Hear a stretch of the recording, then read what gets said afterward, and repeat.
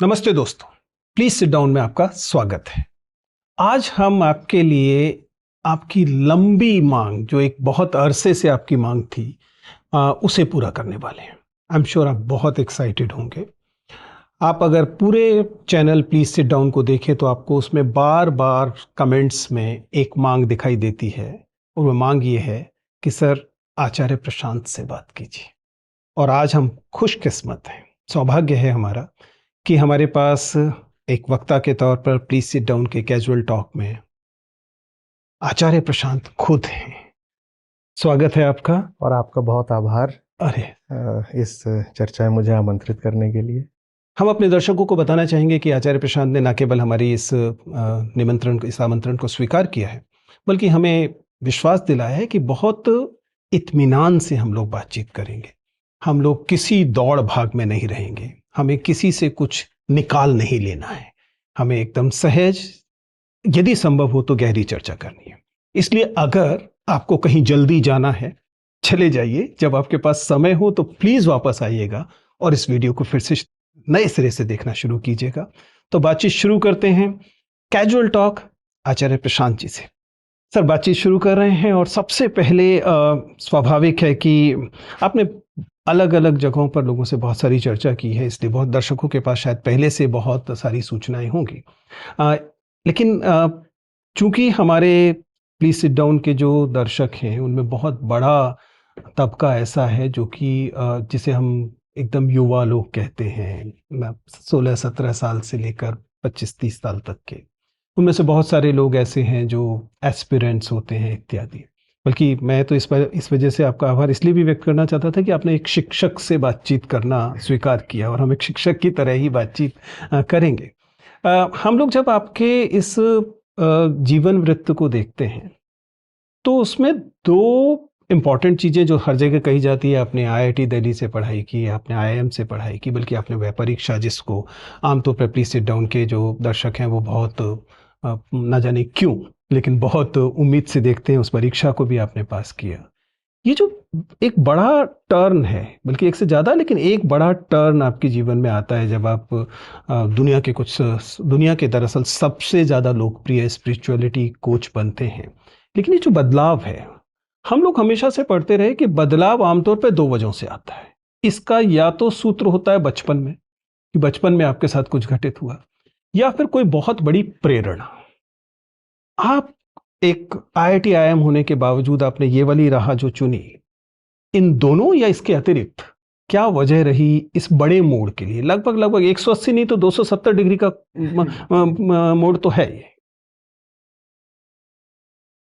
असल में वो उतना बड़ा कोई मोड़ था नहीं, और ना कोई उतना नाटकीय ड्रामेटिक क्षण आया था कि जब मुझे बैठ के विचार करना पड़े कि अब ज़िंदगी किधर भेजूं या उधर फेंकूं।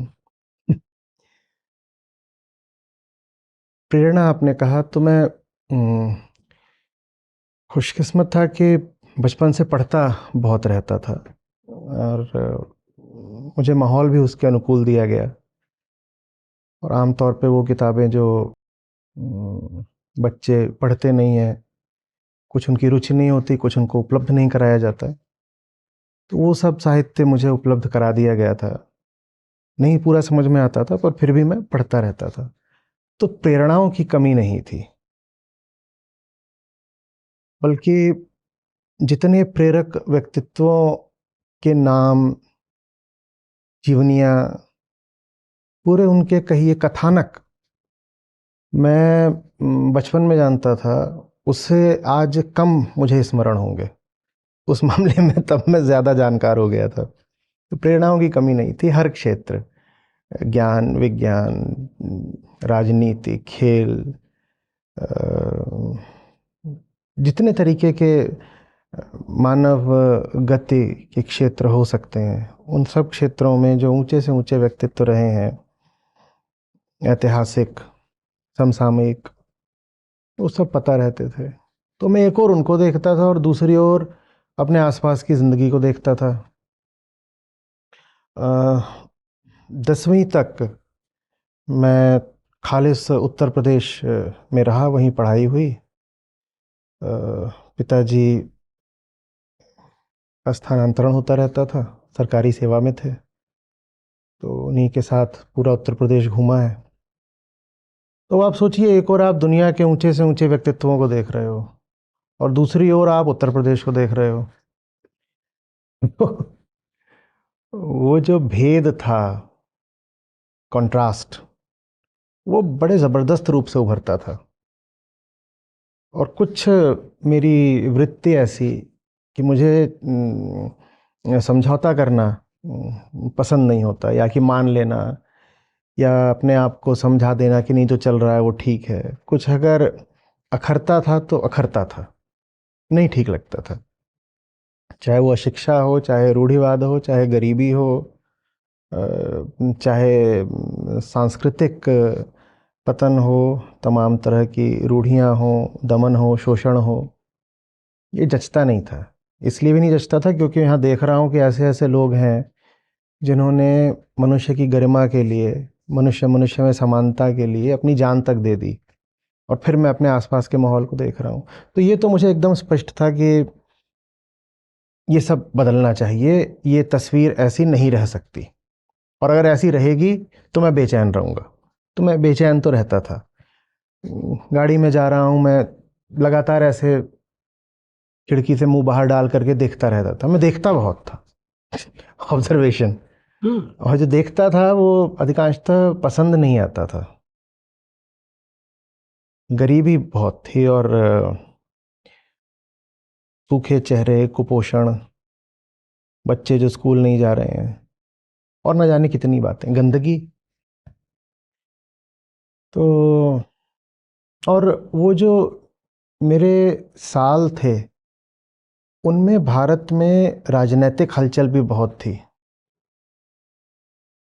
शाहबानो केस, बाबरी मस्जिद के ताले खुलना, उससे पहले इंदिरा गांधी हत्याकांड, उसके पहले का याद नहीं है। इंदिरा गांधी हत्याकांड के समय में 6-7 बरस का था।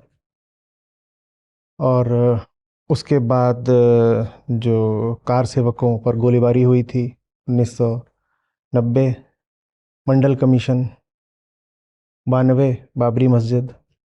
इस बीच में अंतर्राष्ट्रीय घटनाएं भी बहुत सारी, सोवियत संघ का विघटन, खाड़ी युद्ध, बॉस्निया हर्जेगोविना। और ये सब मैं देख रहा था। मैं इस मामले में जागरूक बहुत था। घर में 2-3 अखबार आते थे और बहुत सारी पत्रिकाएं आती थीं, तो मैं उनको पढ़ता रहता था। और देख रहा हूँ कि भारत ही नहीं, दुनिया भर की जो हालत है वो कुछ मज़ेदार है नहीं। पहली बार हमने खाड़ी युद्ध को टीवी पर देखा, वो पहला, CNN, हाँ CNN। उस समय पहली बार हमें तो पता उसमें स्कड मिसाइल्स, पेट्रियट मिसाइल्स, और आप ये सब देख रहे हो ऐसे। तो वो सब आप जब एक छोटे बच्चे हो और अभी आप प्रभावों के प्रति बहुत खुले हुए हो, वल्नरेबल हो, इम्प्रेशनेबल माइंड है, तो वो सब आकर के छपता चला गया। मैं देख रहा हूँ ये सब। अब कैसे बदलें दुनिया में, कुछ तो करके दिखाना है। उम्र कम है, बुद्धि कम है, पर ये संकल्प तो हो रहा है कुछ करना। वो करके दिखाने का, जब आपकी परवरिश उत्तर प्रदेश में हुई होती है, ननिहाल मध्य प्रदेश में होता है, तो आपको एक ही तरीका दिखता है, IAS। कि भाई यही है। दूसरे ये कि मेरे माँ की तरफ के भी कुछ लोग ब्यूरोक्रेसी में थे, मेरे नाना ही, और मेरे पिताजी भी, तो वही दिखाई देता था। तो कंपटीशन सक्सेस रिव्यू करके एक पत्रिका चलती थी, CSR अब पता नहीं चलती है कि नहीं। तो उसमें सब इंटरव्यूज रहते थे IAS टॉपर्स के। टॉपर्स के। तो उसमें ये रहता था कि उन दिनों में ये था, अर्ली 90s, कि ज़्यादातर जो टॉपर्स होते थे वो IIT से होते थे। तो 10वीं में मेरा परिणाम आया, अच्छा परिणाम आया था पढ़ाई लिखाई का, और मेरे लगभग सभी विषयों में अच्छे नंबर थे। मेरी पूरे भारत में तीसरी पोजीशन आई थी, उत्तर प्रदेश में पहला स्थान था। और मुझे साइंस से ऐसा कोई विशेष लगाव भी नहीं था। मेरे हिस्ट्री में, ह्यूमैनिटीज़ और लैंग्वेजेस, इनमें भी अच्छे नंबर आए थे, बल्कि साइंस में बायोलॉजी मुझे ज़्यादा प्रिय थी। पर ये कि भाई IIT जाओ तो फिर उधर आसान से हो गया। IAS का रास्ता खुलता है, तो फिर IIT JEE की तैयारी करी, IIT चले गए। तब तक और दुनिया फिर दिखने लगी। जब दिल्ली पहुंच जाओ तो उत्तर प्रदेश से बहुत आगे की बातें पता चलने लगती हैं। दूसरे इंटरनेट आ गया था। अच्छा। सन 97 में हम लोगों को कैंपस में इंटरनेट कैंपस में उपलब्ध मिल करा रहा दिया था, गया था। वीसेट से थोड़ा हाँ, स्लो आता था, लेकिन हाँ, आता था हाँ, नेटस्केप हाँ। नेविगेटर। कैंपस में अच्छी स्पीड में आता अच्छा, था। कैंपस में उस आईआईटी समय अच्छी कैंपस में स्पीड अच्छी, तब भी अच्छी स्पीड में आता था। और चूंकि नया नया आया था तो चस्का लगा था, तो हम लोग रात रात भर कंप्यूटर सेंटर में बैठे रहते थे। और उसके 1 साल बाद तो हॉस्टल में ही उपलब्ध करा दिया गया था। तो दुनिया की खबर लगने लगी। फिर 99 में मुझे पास आउट होना था, तो उससे करीब 4-6 महीने पहले मैंने सिविल सर्विसेज की तैयारी शुरू करी। और उसमें और नई दुनिया खुल गई, जो जनरल स्टडीज़ का पेपर होता था उसके लिए नाते। तो समझ में आया कि अगर आप वाकई दुनिया में कुछ करना चाहते हो, तो ब्यूरोक्रेसी वो जगह नहीं है जहाँ से क्रांतिकारी परिवर्तन लाए जा सकते हैं। हम लोग जब विद्यार्थियों को कोई किताब देते हैं तो कहते हैं ये वो जगह है जहाँ अंडरलाइन कर लेना है। मैं चाहूंगा कि इस वाले वाक्य को हमारे जो दर्शक हैं वो अंडरलाइन कर लें कि ब्यूरोक्रेसी जो है वह बदलाव के लिए उपयुक्त औजार नहीं है। वो व्यवस्था को चलाए रखने के लिए है। इट्स बाय डिजाइन स्टेटस को इंस्ट्रूमेंट। क्रमशः थोड़े उसमें परिवर्तन सुधार ला सकती है ब्यूरोक्रेसी, इंक्रीमेंटल। पर आप उसमें कोई डिसरप्टिव चेंज नहीं ला सकते एज अ ब्यूरोक्रेट। ये समझ में आना शुरू हुआ। और आप आईआईटी में रहते हैं तो आपके पास एक ये फ़ायदा रहता है कि सीनियर्स होते हैं बहुत सारे, जिन्होंने पिछले सालों में सिविल सर्विसेज क्लियर किया होता है। तो मैं उनसे मिला भी, उनके अनुभव पूछे। उनमें से एक तो ऐसे थे जिन्होंने मुझसे पिछले ही साल ऑल इंडिया रैंक 3 निकाली थी। पिछले साल नहीं, पिछले से पिछले साल। और उसके बाद उन्होंने आईएएस छोड़ दिया था। वो यूएस चले गए थे, वहाँ से उन्होंने एमबीए वगैरह करा था और फिर वो वहीं बैठ गए थे। तो कई लोगों से मिला। और सिविल सर्विसेज की तैयारी के बारे में ख़ास बात यह है कि एक्सपोजर बहुत अच्छा मिल जाता है। बहुत बातें ऐसी पढ़नी पड़ती हैं जो शायद आप ताउम्र न पढ़ते, कभी ना पढ़ते, 20 साल बाद भी नहीं पढ़ते। तो उससे एक्सपोजर मिला और लोगों से मिला जुला। फिर सन 2000 था, 1999 में पास आउट हुआ, 2000 में मेरा सिलेक्शन हो गया। और कैट का फॉर्म भर दिया था जो आईएम वाला होता है। तो लेकिन तब नवंबर में हमारे मेंस हुआ करते थे।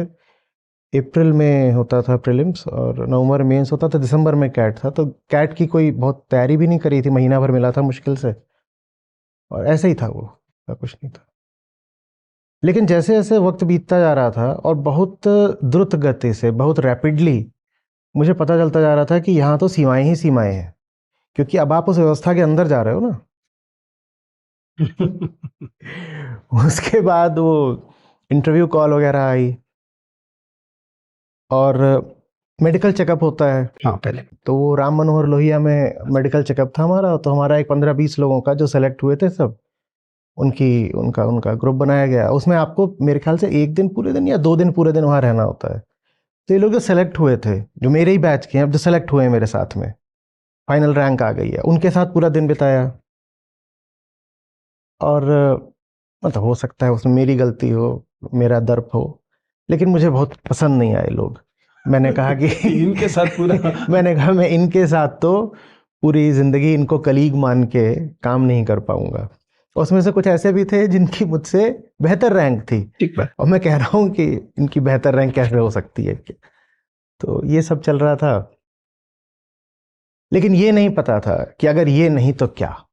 ठीक है। तो वो बड़े बड़े भीतरी चीरफाड़ का समय था। जैसे आपको 2 तरफ से खींचा जा रहा है। जो आप जानते हो वो छूटने को तैयार है, लेकिन दूसरी तरफ क्या है उसका कुछ पता ही नहीं चल रहा है। बहुत दिल पर पत्थर रख के मैं आईएम चला गया। अच्छा, वह भी आपकी पसंदीदा जगह नहीं थी? अरे एकदम नहीं थी, एकदम ही नहीं थी। एक तो ये हुआ कि आईएएस नहीं मिला प्रॉपर, 184 रैंक आई थी।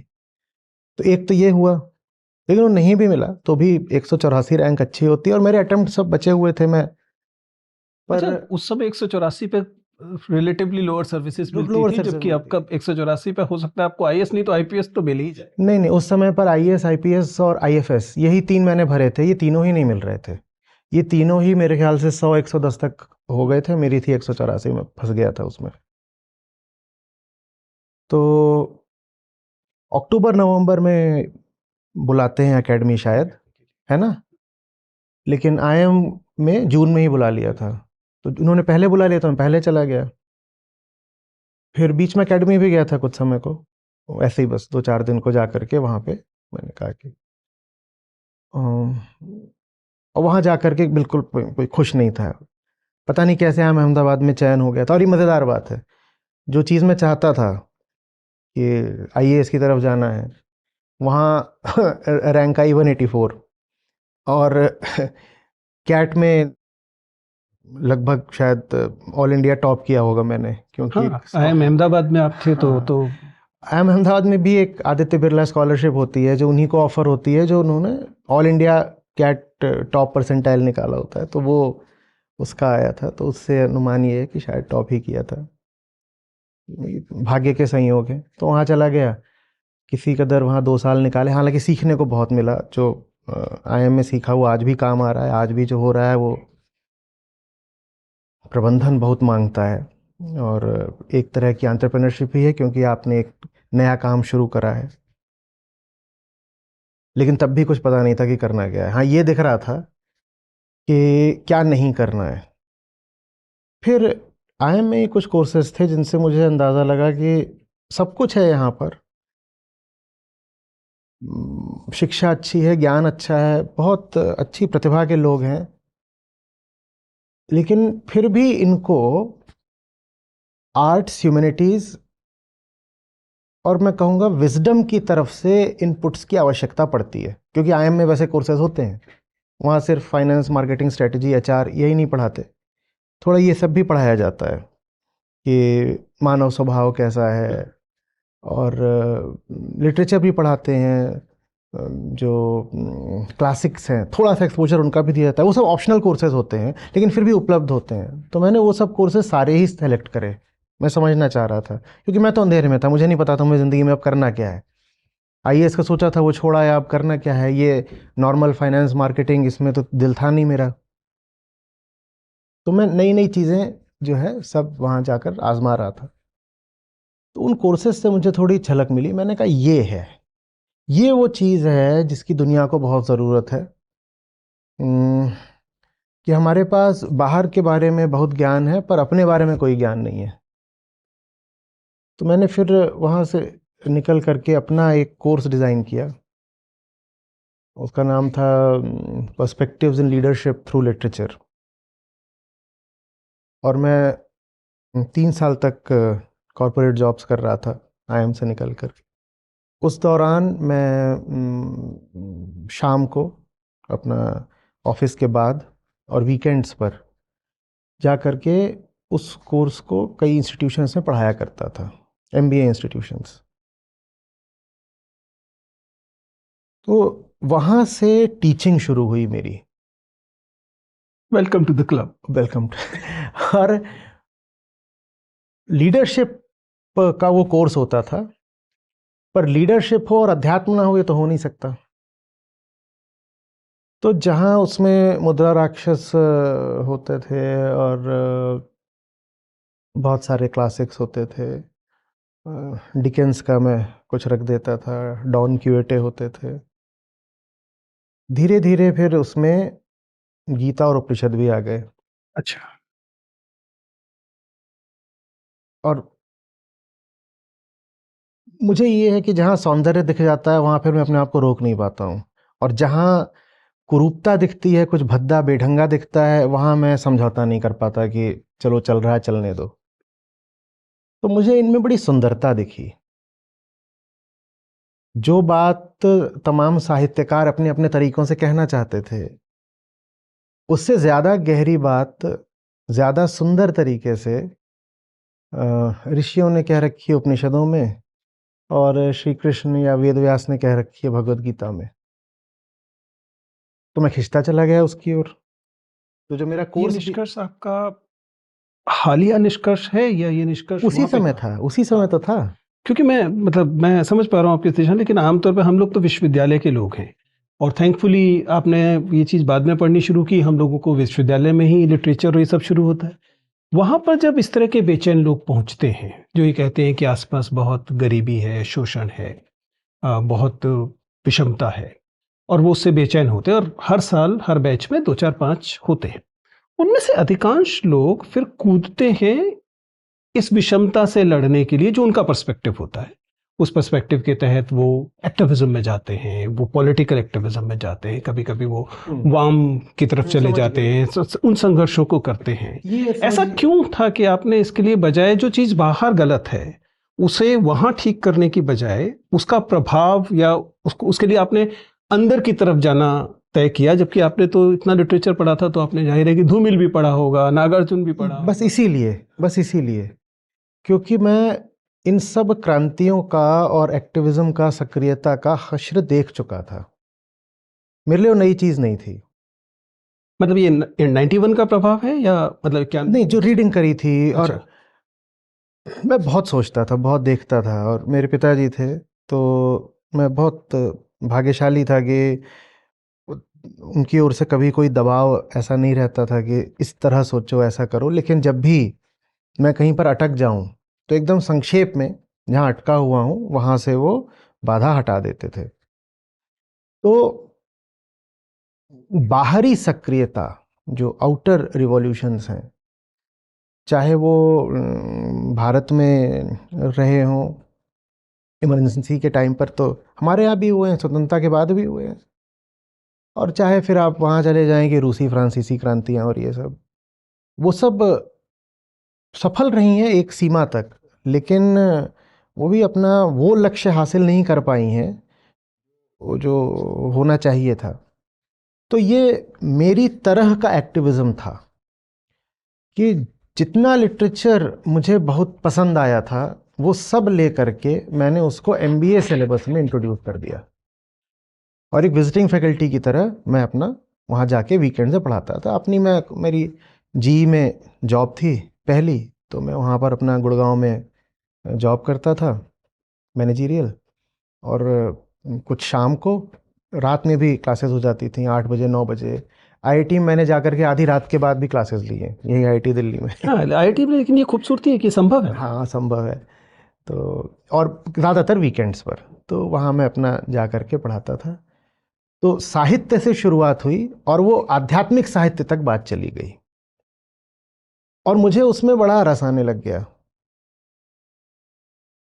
तो जब वो सिलेबस सेट करना तो मेरे ही हाथ में था, क्योंकि मेरे ही द्वारा प्रपोज्ड और फ्लोटेड कोर्स था वो। तो हर सेमेस्टर उसमें जो स्पिरिचुअल कंपोनेंट होता था वो बढ़ने लग गया,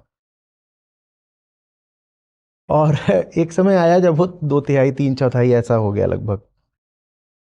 फिर तब तक मेरे ऊपर जो शिक्षा ऋण था, एजुकेशन लोन था, वो भी उतर गया था। लगभग 3 साल बीत गए थे।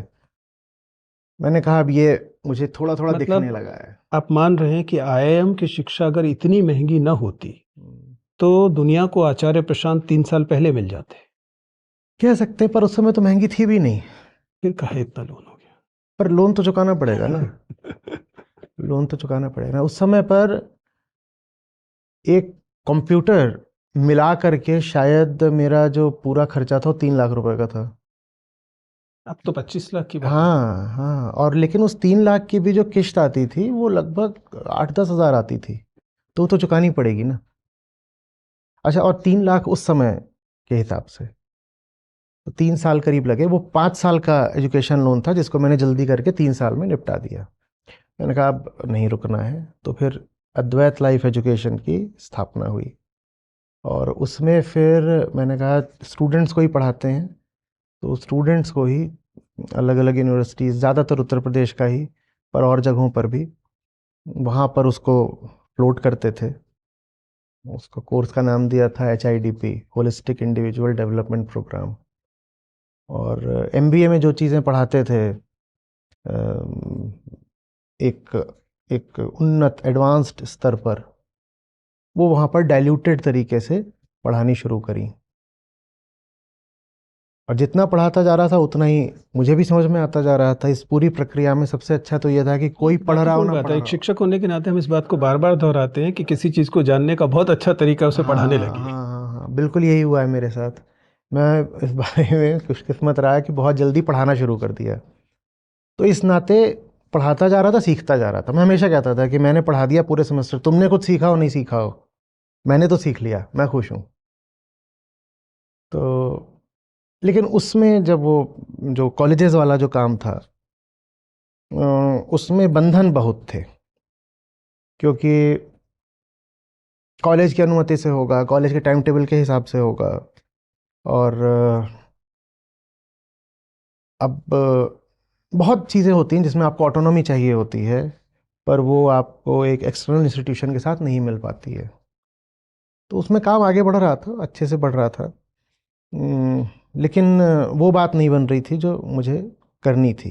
मुझे जो बोध साहित्य है उसको और गहराई से लोगों तक ले जाना था, और मैं उसके परिणाम भी अब देख रहा था कि मेरे जो छात्र उन चीज़ों को ध्यान से पढ़ने लग जाते थे, उनकी ज़िंदगी के फैसले बदलने लग जाते थे, उनका व्यक्तित्व अलग तरीके से निखरने लग जाता था।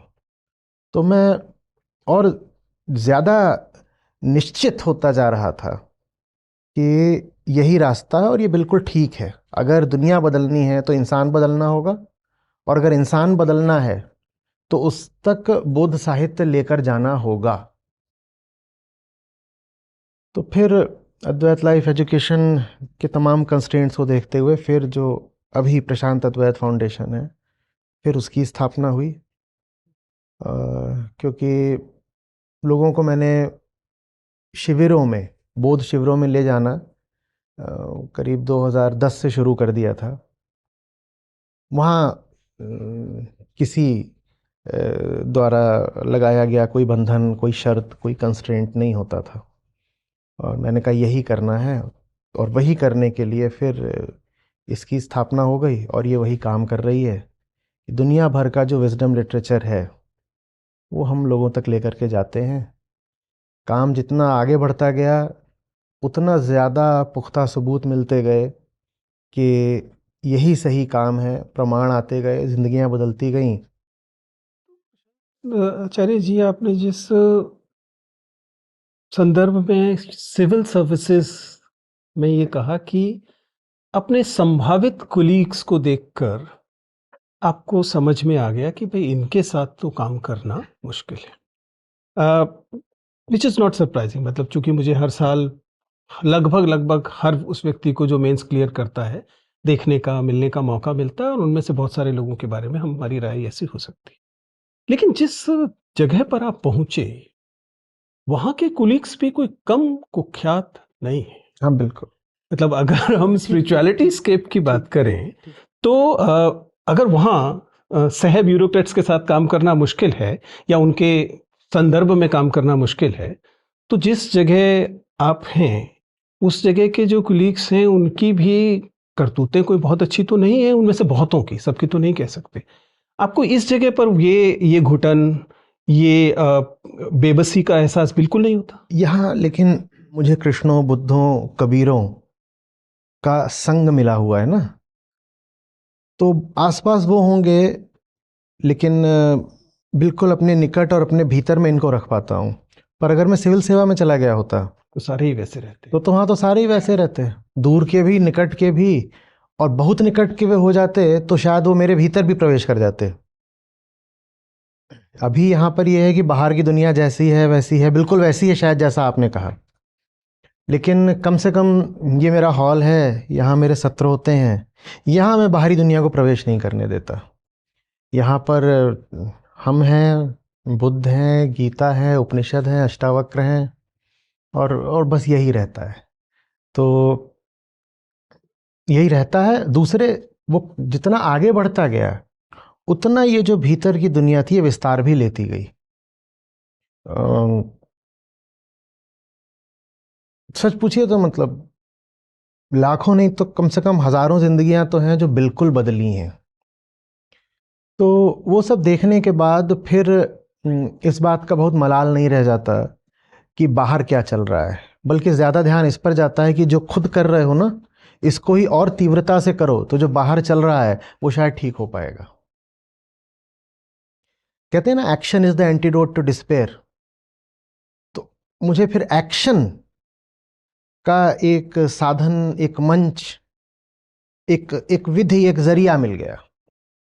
अ, चलिए इस पर थोड़ा सा और गहरा समझने जी। की कोशिश करते हैं। विद्यार्थियों के लिए शायद और ज़्यादा होगा, क्योंकि आपने कहा कि दुनिया अगर बदलनी है तो व्यक्ति को बदलना होगा, और आचार्य जी के लिए एकदम महत्वपूर्ण है, समझ में आ रहा है कि उन्हें जब ये एहसास हुआ तो वे स्वयं में बदलाव महसूस करते हैं, उनको थोड़ी-सी आज़ादी या स्वतंत्र सोच पैदा होती है। लेकिन आचार्य जी या बुद्ध या महावीर, ये तो दुनिया में गिनती के ही रहेंगे। वे जब आए तो मान लीजिए बुद्ध ने तो पूरी दुनिया को ही बदलने की उसके बाद कोशिश की, लेकिन हम जानते हैं कि उसके बाद और बुद्ध नहीं, 0.5%, 0.2% रहे होंगे, लेकिन बुद्ध बोधिसत्व की स्थिति में नहीं पहुंचते। तो दुनिया बदलने का जो एक आम जन का पर्सपेक्टिव है, उसके साथ आप कैसे कहें कि संगति बैठाते हैं? क्योंकि आम जन तो ये कहेगा कि ठीक है, मैं खुद बुरा नहीं करना चाहता, लेकिन मैं एक एक थोड़ी-सी सहूलियत की, कम कष्टकारी, लेकिन एक नैतिक किस्म की ज़िंदगी जीना चाहता हूँ। अब उसके लिए उसके पास वही प्रवाह जीव वाले रास्ते हैं कि भैया एक अच्छी नौकरी कर लो, एक अच्छी शादी कर लो, बच्चों को पाल लीजिए और रिटायर होकर पेंशन पाइए और खुश रहिए। आपकी नज़र में इस प्रभाजीवी जिंदगी में गलती क्या है? मोरल डायलेमा क्या है कि अगर मेरा कोई विद्यार्थी आके कहे कि सर आप बहुत अच्छी बातें कर रहे हैं, लेकिन मेरी तो सिर्फ इतनी सी इच्छा है कि मैं अच्छी सी मेहनत करूं, परीक्षा पास करूं, अपना घर पालूं, बच्चों को पालूं और कोशिश करूं कि मेरे बूते कुछ गड़बड़ ना हो, मैं तो इतनी नैतिकता भी रहे। What is wrong with this wisdom or this Desire. form of this desire? Problem ये है कि डिजायर उसकी अपनी है नहीं। Thank you for saying it, because I've been saying it for many years now. ये चीज कि मुझे एक बंधा बंधाया सधा हुआ जीवन मिल जाए सुरक्षित, ये कोई उसने अपनी ओर से मौलिक चिंतन थोड़े ही कराया। ये चीज भी उसके भीतर, उस विद्यार्थी के भीतर शायद उसकी मध्यम वर्गीय साधारण पृष्ठभूमि ने डाल दी है कि ठीक है, इतने पैसे आ रहे हैं, ये हो गया, ये हो गया, ये हो गया, तो तुम ये सब कर लो। तो हमें ये तो दिखता है कि हम जो चाह रहे हैं, जो हमारी एस्पिरेशन है, उसमें हमें मिल क्या जाएगा।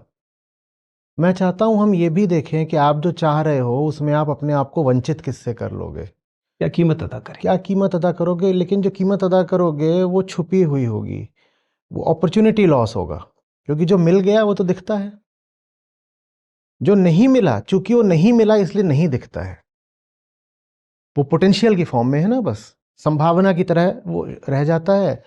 और आपको ये आश्वस्ति देने का कोई बहुत अच्छा तरीका होता नहीं है कि देखो तुम यहाँ तक पहुँचे, पर तुम्हारी क्षमता, तुम्हारी नियति यहाँ तक पहुँचने की थी, आप उसको कैसे कराएंगे।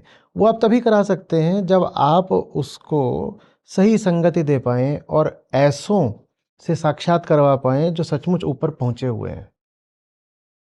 वैसे लोग हो सकता है हमको जिंदा जीते जी ना मिलें, तो वैसे लोग हमको यहाँ मिलते हैं, किताबों में मिलते हैं। जब आप देखते हैं कि ये वक्तव्य है किसी का, आपने नाम लिए थे, आप धूमिल का वक्तव्य देख लें, आप साहित्य की बात करें, या आप अध्यात्म की तरफ चले जाएं तो इतने लोग हुए हैं, दर्शन की तरफ चले जाएं तो वहाँ इतनी बातें हैं, और आप कहें कि मैं कहाँ अटक करके रह गया, ये व्यक्ति भी मेरी ही तरह पैदा हुआ था और ये कहाँ तक चला गया, तब जा करके आपको एहसास होना शुरू होता है कि आप कुछ खो रहे हैं, आप किसी चीज़ से स्वयं को वंचित कर रहे हैं। तो जो व्यक्ति कहने आए ना कि मैंने जो सोचा है और मैंने अपने लिए जो योजना बनाई है वो बिल्कुल दुरुस्त है, मैं उससे कहता हूं कि तुमको थोड़ी सी संगति की ज़रूरत है। जैसे चिड़िया है, उसको उसके झुंड से आप बिल्कुल अलग कर दें और किसी वजह से वो बस एक छोटी ऊंचाई पर ही उड़ना सीख ले और उसी पे उसका जीवन यापन चलने लग जाए, तो उसको लगेगा कि यही तो मेरी नियति है। लेकिन एक बार उसको सही अपना झुंड मिल गया, उसने देख लिया कि मैं कितना ऊंचा उड़ सकती थी, फिर उसके भीतर एक असंतोष पैदा होता है। वो जो असंतोष है, उसी से सारी भौतिक भी और आध्यात्मिक भी प्रगति होती है। नहीं, लेकिन मतलब जैसे आपको लगे कि ये बात वहाँ नहीं पहुँच रही है, बताइएगा, हम आगे चल लेंगे। लेकिन मैं इस जगह पर विद्यार्थियों की तरफ से एक हाँ, छोटी सी बात बिल्कुल। और देना चाह रहा था कि आपने माना कि ये जो सीमा है हमारे सपनों की, और मैं इस बात को हमेशा से कहता रहा हूँ, ये उस वजह से आई क्योंकि उसकी वो मिडिल क्लास ज़िंदगी, जिस ज़िंदगी ने उसको ये सपने परोसे, उसमें आजकल कुछ सोशल मीडिया वगैरह जुड़ गया, लेकिन कुल मिला के यहाँ से परोसे गए। इन अदर वर्ड्स, आप इस बात से सहमत हैं कि दरअसल हमारी जो हमारे जो स्वप्न, आकांक्षाएँ और जो हमारी इच्छाएँ होती हैं, वो बहुत हद तक हमारी स्थितियों से, परिस्थितियों से तय होती हैं। मैं कहता हूँ पूरी तरह। अगर ऐसा है, तो इसका मतलब है कि अ, आचार्य जी इस बात को इस तरीके से इसलिए कह पाते हैं, क्योंकि उनके प्रिविलेजेस ने उनको शायद यह बहुत बढ़िया, गुंजाइश बहुत दी बढ़िया, कि वो इस तरीके से सोच। बहुत बढ़िया, बहुत इसका बढ़िया। मतलब है कि यदि हम चाहते हैं कि सब लोगों में यह गुंजाइश पहुंचे, बिल्कुल। तो उसका तरीका यह है कि सब लोगों की स्थिति कम से कम इतनी आज़ाद जरूर हो सके कि वे आज़ाद सपने ले सकें। लेकिन आप जो कोशिश कर रहे हैं उससे तो सिर्फ एक की जिंदगी बदल रही है, परिस्थिति नहीं बदल रही है। नहीं, नहीं, परिस्थिति तो परिस्थिति होती है ना, बाहर वाली। हाँ, आप बिल्कुल ऐसे हो सकते हैं, अभी कल ही मैं किसी से कह रहा था कि भूखे पेट रह लेना पर पढ़ना ज़रूर, ठीक है? अब बाहर की स्थिति ये हो सकती है कि आप गरीब हैं, भूखे पेट ठीक हैं, बात है। लेकिन एक स्थिति, अंतः स्थिति भी तो होती है ना, वो भी तो बदली जा सकती है। एक संगति होती है, बाहर से आपने किसी की संगति देती है, वो संगति किस चीज़ की है? वो एक फूटे हुए बर्तन की और फटे हुए कपड़े की है, वो बाहरी संगति है। पर भीतर उसको वैचारिक संगति भी तो दी जा सकती है ना, और अगर वो संगति भी दे दी जाए, तो आदमी में फिर वो स्पार्क आता है, वो असंतोष आता है, जिससे जीवन परिवर्तन हो जाता है। मतलब इसकी अपेक्षा करनी चाहिए कि ऐसा होगा, इसके ऐसा लिए होता है। प्रयास नहीं करना चाहिए कि हम बाहर की स्थितियों को ही नहीं। सामान्यतः इस तरह से बदलें कि हाँ, अधिकांश लोगों के हाँ, पास हाँ। यह स्थिति महसूस हो जाए कि हाँ, कम से कम बेसिक सपने मैं अपने लूंगा, किसी और के दिए हुए नहीं, नहीं लूंगा। नहीं, बाहर की स्थिति बदलने से भीतर आप अपने देखना शुरू कर देंगे, ये कतई होने नहीं अनिवार्य वाला नहीं है। है। अनिवार्य नहीं, और मुश्किल हो जाएगा, और मुश्किल हो जाएगा। क्योंकि बाहर आप उसको जितनी ज़्यादा सुविधाएं दे देंगे और विषय दे देंगे, उसकी आंखें उतना ज़्यादा और बाहर की ओर ही तो भागेंगी ना। उसके पास ये इंसेंटिव तो और कम हो जाएगा कि वो भीतर से स्वयं को बदले।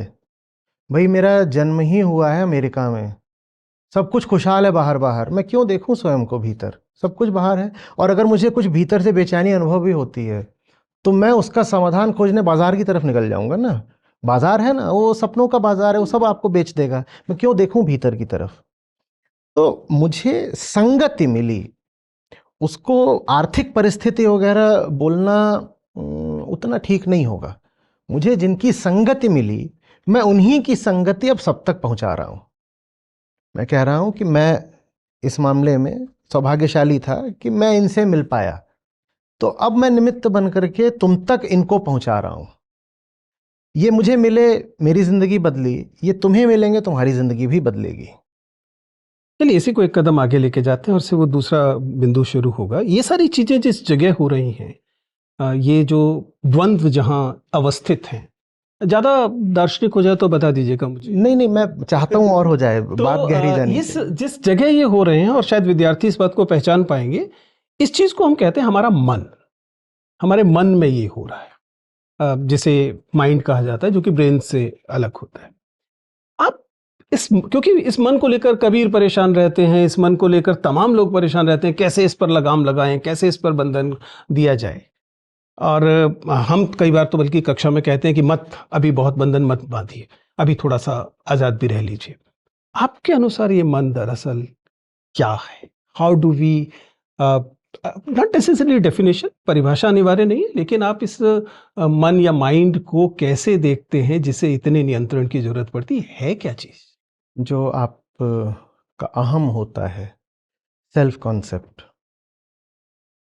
वो अपनी अपूर्णता को मिटाने के लिए दुनिया की जिन जिन वस्तुओं से नाता जोड़ता है, वो उसके विषय बन जाते हैं। दुनिया में अनंत वस्तुएं हैं, आप हर वस्तु से नाता नहीं जोड़ते। Depending on your self concept, इस पर निर्भर करते हुए कि आप अपने बारे में क्या सोच रहे हो, आपकी आत्म परिभाषा क्या है, आप इससे रिश्ता जोड़ते हो, इससे रिश्ता जोड़ते हो, इससे रिश्ता जोड़ते हो। जिससे जिससे आपने रिश्ता जोड़ दिया वो आपके भीतर आकर के बैठ जाता है विषय बन करके। ये जो सब विषयों का संकलन है अहम के इर्द गिर्द, ये मन कहलाता है। तो मन ऐसा है जैसे जैसे ये कक्ष है, ये पूरा भरा हुआ है, और इसके बीच में बैठे हुए हैं नेताजी। और नेताजी कौन है? अहम, अहंकार, ईगो। और ये बाकी सब जो हैं वो हैं जो अहम से संबंधित है। ठीक है, तो अहम की धुरी के इर्द गिर्द मन की बस्ती बसती है। अहम के इर्द गिर्द मन एक मोहल्ला है। तो मन अपने आप में चेतन नहीं होता है। ये जो हम लोक भाषा में बोल देते हैं अक्सर ना कि माइंड ऐसा कर रहा है, माइंड वैसा कर रहा है, मन ऐसा करता है, मन वैसा करता है।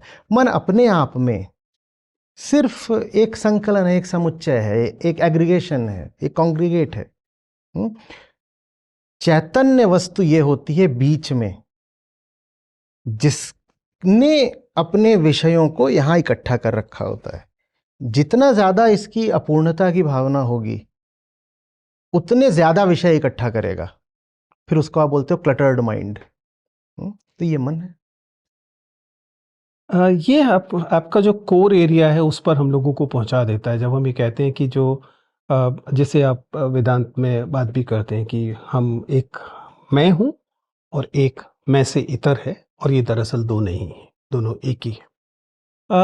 इस कॉन्टेक्स्ट में, अरे it's getting philosophical, but I am happy that मुझे कोई व्यक्ति मिल रहा है जिससे मैं ये बात कर सकता हूँ।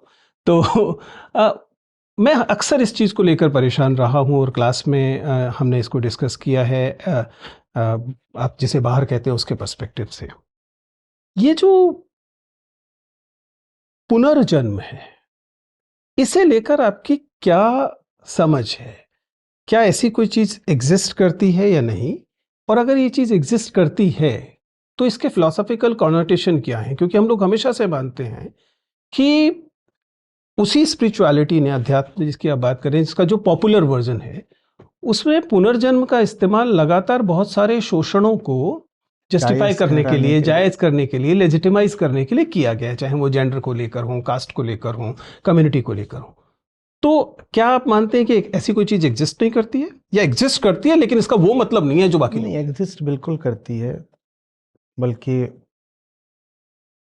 सनातन की और सनातनी की जो परिभाषा है, उस परिभाषा के ये दोनों बड़े आवश्यक स्तंभ हैं, कर्म और पुनर्जन्म। 84 लाख योनियां और इत्यादि। और विडंबना ये है कि लोक संस्कृति में इन दोनों को ही समझा नहीं गया है। न समझा गया होता तो बात उतनी बुरी भी नहीं होती, विकृत बहुत कर दिया गया है। तो ना समझी को समझ का जामा पहना दिया गया है। पुनर्जन्म जब आप कहते हैं तो किसका पुनर्जन्म? पुनर्जन्म तो निसंदेह है और वो बहुत स्पष्ट है कि पुनर्जन्म है, पर किसका? पुनर्जन्म प्रकृति का हो रहा है, और समझने के लिए बहुत आसान इसमें उदाहरण रहता है सागर का और लहरों का। सागर है जिसको हम एक टोटैलिटी बोल सकते हैं, समष्टि। उसमें से लहरें उठती हैं, लहरें गिर जाती हैं। जो लहर गिरी उसी की बूंदें, उसी के अणु अब किसी और लहर में उठेंगे, गिरेंगे, पर सारे के सारे वही अणु दूसरी लहर में नहीं चले जाएंगे। तो पुनर्जन्म तो हुआ है, पर पिछली लहर का नहीं हुआ है। तो इसलिए ये बहुत जरूरी है कि हुज रीइंकार्नेशन। माने आप मान रहे हैं कि ऐसा नहीं है जैसा कहा गया कि भैया चूंकि तुमने पिछले जन्म में बुरे कर्म किए थे इसलिए तुम शूद्र पैदा हो। उसके लिए प्रश्न आएगा ना कि तुमने माने कौन? जैसे मैंने पूछा पुनर्जन्म किसका, वैसे ही फिलोसॉफिकल रिगर ये डिमांड करता है कि पूछा जाए तुमने माने कौन? कौन मतलब जिसे हम सैद्धांतिक तौर पे कहते हैं कि एक आत्मा है जो अलग अलग शरीर धारण कर रही है, वो नहीं। किसकी आत्मा? जिस व्यक्ति के बारे में हम आज चर्चा कर रहे हैं, मान लीजिए मैं, एक ये मैं कौन है? मैं वही अहम से बना हुआ व्यक्ति मैं हूँ, ये मैं क्या है? और जैसे ही मेरा विसर्जन होगा, हाँ। क्या जला दिया जाऊंगा, नहीं, नहीं, शमशान में अभी- निपट अभी- जाऊंगा। नहीं, नहीं, वो तो जो जलाया दिया जाता है वो तो देह होता हाँ। है। ये जो मैं है ये नहीं है। आपने ही तो कहा कि व्यक्ति पूरी तरह प्रभावों से निर्मित है, तो मैं कहाँ है? तो हम आज मुक्त मान ले तमाम शूद्रों को कि उन्होंने अतीत में कुछ बुरा नहीं किया था कि शूद्र बने हैं, जो ब्राह्मण ने कहा। बिल्कुल ही वो कचरा बात है। वो इसका तो कोई किसी तरह से कोई तर्क तो है ही नहीं। पर बात यह है कि जिसको हम मैं बोलते हैं, मैं से आशय ये होता है कि कुछ तो विभिन्नता, यूनिकनेस, मौलिकता होनी चाहिए ना। आपने ही कहा कि हम पूरे तरीके से जैसी हमारी परिस्थितियां रहती हैं वैसे हो जाते हैं। हम सोशल डिटर्मिनेशन जो कहते हैं सोशल एंड फिजिकल बोथ। हाँ ठीक है, है ना, फिजिकल भी चाहिए, वो 5 तत्व। हाँ वही सब है। ठीक है, तो तन मन दोनों बाहर से ही आ रहे हैं। ठीक है। तन मन दोनों बाहर से ही आ रहे हैं, तो मैं तो कुछ है नहीं। तो ये पुनर्जन्म होता है पर मेरा नहीं होता। फिर मेरा नहीं होता, किसका होता है? प्रकृति का होता है। पेड़ से पत्ता गिरा और फिर पेड़ पर पत्ता लगा, पुनर्जन्म तो हुआ, लेकिन जो पत्ता गिर गया था वो लौट के नहीं आएगा। सारी गड़बड़ तब होती है जब हम ये मान लेते हैं कि मैं ही अब दूसरा जन्म लूंगा, और वहां पर जो अंडरलाइंग एजम्पशन होता है वो होता है जीवात्मा का। ठीक है, कि भीतर कोई है जो देह से भिन्न है, जो देह के न रहने के बाद भी रहेगा और जाकर के किसी दूसरी देह में गर्भ के माध्यम से प्रवेश लेगा। हाँ, सारा अध्यात्म ये समझने के लिए कि जीवात्मा जैसा कुछ नहीं होता। आत्मा परम सत्य है, और आत्मा और जीवात्मा बहुत अलग बातें हैं। आत्मा परम सत्य है और जीवात्मा एकदम झूठ है, क्योंकि भीतर कुछ है नहीं। भीतर कुछ नहीं है। आप जिसको मैं बोलते हो वो भी देह की गतिविधियों का ही नाम है। ठीक है ना। और आप देह, अब ये आपने ब्रेन की बात करी थी, ब्रेन पे थोड़ा सा हथौड़ा मार दो तो जो मैं कॉन्सेप्ट मन है गया। जो आई कॉन्सेप्ट है, नॉर्मली से in the class that mind is nothing but emergent property of brain. बहुत बढ़िया। Consciousness is nothing but one kind of property of the material body. तो और ये बहुत बहुत स्पष्ट बात है, इसमें कोई दो राय, कोई तर्क वितर्क इसमें करा जा नहीं सकता। नहीं, लेकिन तर्क की जरूरत शायद बहुत ज्यादा इसलिए है क्योंकि इसका जो इस्तेमाल है वो तमाम किस्म के शोषण को जस्टिफाई करने के लिए व्यवस्थागत तरीके से हो। हमको डराया गया कि हम इस बात पर कभी सवाल ही ना उठाएं। हमें कहा गया कि ये जो चीज़ है इसका संबंध आपकी मुक्ति से है, भगवान से है। और अगर आप इस चीज़ को नहीं मानोगे तो जा करके नर्क में सड़ोगे। तो ये जो बहुत साधारण सी चीज़, इसमें मैंने कहा कि इसमें तर्क भी क्या करें, तो इतना स्पष्ट है। ये साधारण सी चीज़ भी आम आदमी को देखने नहीं दी गई, उसको इतना डरा दिया गया कि भाई ये बता दो कि तुम जिसको कहते हो कि भीतर कुछ है वो कहाँ है? वो कहाँ है? दिखाओ ना, भीतर कहाँ है? और भीतर जिसको तुम भीतर बोलते हो वो बस बाहर से आए हुए सब प्रभाव ही है। तो पुनर्जन्म तो निसंदेह है, लेकिन पुनर्जन्म समष्टि का है, व्यक्ति का नहीं है। मेरे मरने के बाद मेरा कोई पुनर्जन्म नहीं होने वाला। इसे दर्ज कर लिया जाए, बिल्कुल कर लिया जाए। अरे ये मैं 10 सालों से ये बात, पुनर्जन्म पर पूरी एक किताब है, उसका शीर्षक ही है पुनर्जन्म। तो क्योंकि ये देखिए, जब हम सगुण भक्ति वाला हिस्सा पूरा लेते हैं जिसमें कि अवतार शायद विद्यार्थियों को लिए कुछ थोड़ा सा ज़्यादा दार्शनिक बात लग रही होगी, लेकिन भक्ति के 2 रूप होते हैं, आप जानते हैं, निर्गुण और सगुण। और सगुण भक्ति में बार बार ये अवतार वाली संकल्पना जब आती है तो माना जाता है कि यदि ईश्वर भी आते हैं तो इसका मतलब है कि व्यक्ति भी आ सकता। और आप तो गीता पर बात करते हैं, गीता तो स्वयं श्री कृष्ण जो कि स्वयं अवतार हैं। तो सगुण भक्ति में ये स्पेस जो है, आपको लगता है कि कुछ थोड़ा ज़्यादा दे दिया है मैनिपुलेशन का? देखिए, अगर बात श्री कृष्ण की हो रही है तो गीता के अनुसार होनी चाहिए ना। उनकी बात तो गीता में समाहित है। हम अपनी कल्पनाओं, मान्यताओं को धर्म का नाम दें तो ये हम कर सकते हैं, फिर हमें कह देना चाहिए मेरी व्यक्तिगत राय है, डिस्क्लेमर के साथ। डिस्क्लेमर के साथ करना चाहिए। फिर ये नहीं कहना चाहिए कि वो कृष्ण की बात है। अच्छा, श्री कृष्ण बार बार ये कहते हैं, बार बार, कि तुम जिसको मैं मानते हो पूर्णतया मिथ्या है। और भारत की विडंबना ये है कि बहुत सारे लोग गीता का ही इस्तेमाल करते हैं ये सिद्ध करने के लिए कि भीतर कुछ है जो कहीं जाके जन्म लेता है। उन श्लोकों पर मैंने अब शायद दर्जनों से ज़्यादा बार चर्चा करी है, बार बार सैकड़ों बार चर्चा करी है। एक एक श्लोक को 4-4 घंटे तक समझाया है। उससे जुड़े हुए अन्य प्रसंगों के माध्यम से और श्रुति के अन्य उदाहरणों के माध्यम से, प्रमाणों से समझाया है कि नहीं, ये वो जो तुम समझ रहे हो इसका अर्थ ही नहीं है। इस पूरे धार्मिक प्रपंच में इतनी गुंजाइश क्यों है कि इसका इतना मिस एप्रोप्रिएशन हो सके? क्योंकि सच्चाई ये है कि अगर मैं अपने आसपास देखता हूं तो मुझे लगता है कि रैशनैलिटी के रास्ते में, तार्किकता के रास्ते में, मैं गलत हो सकता हूं लेकिन मेरी समझ है कि तार्किकता के रास्ते में ये वाली भ्रांतियां जो अलग अलग तरीके से धर्म के नाम पर आती हैं, उनकी बहुत बड़ी भूमिका है। और मतलब हम लोग तो उस एक्सट्रीम तक जाते हैं जब हम ये कहते हैं कि भैया अगर स्पिरिचुअलिटी के साथ साथ धर्म आना ही आना है तो इससे तो अच्छा है दोनों को छोड़ दीजिए। तो ये जो स्थिति है कि क्यों, why is it so that religion has this disproportionate amount of possibility of miss appropriation? अब रिलीजन माने क्या? रिलीजन अपने आप में कोई चेतन चीज तो होती नहीं है। जब आप कह रहे हैं तो रिलीजन क्या है?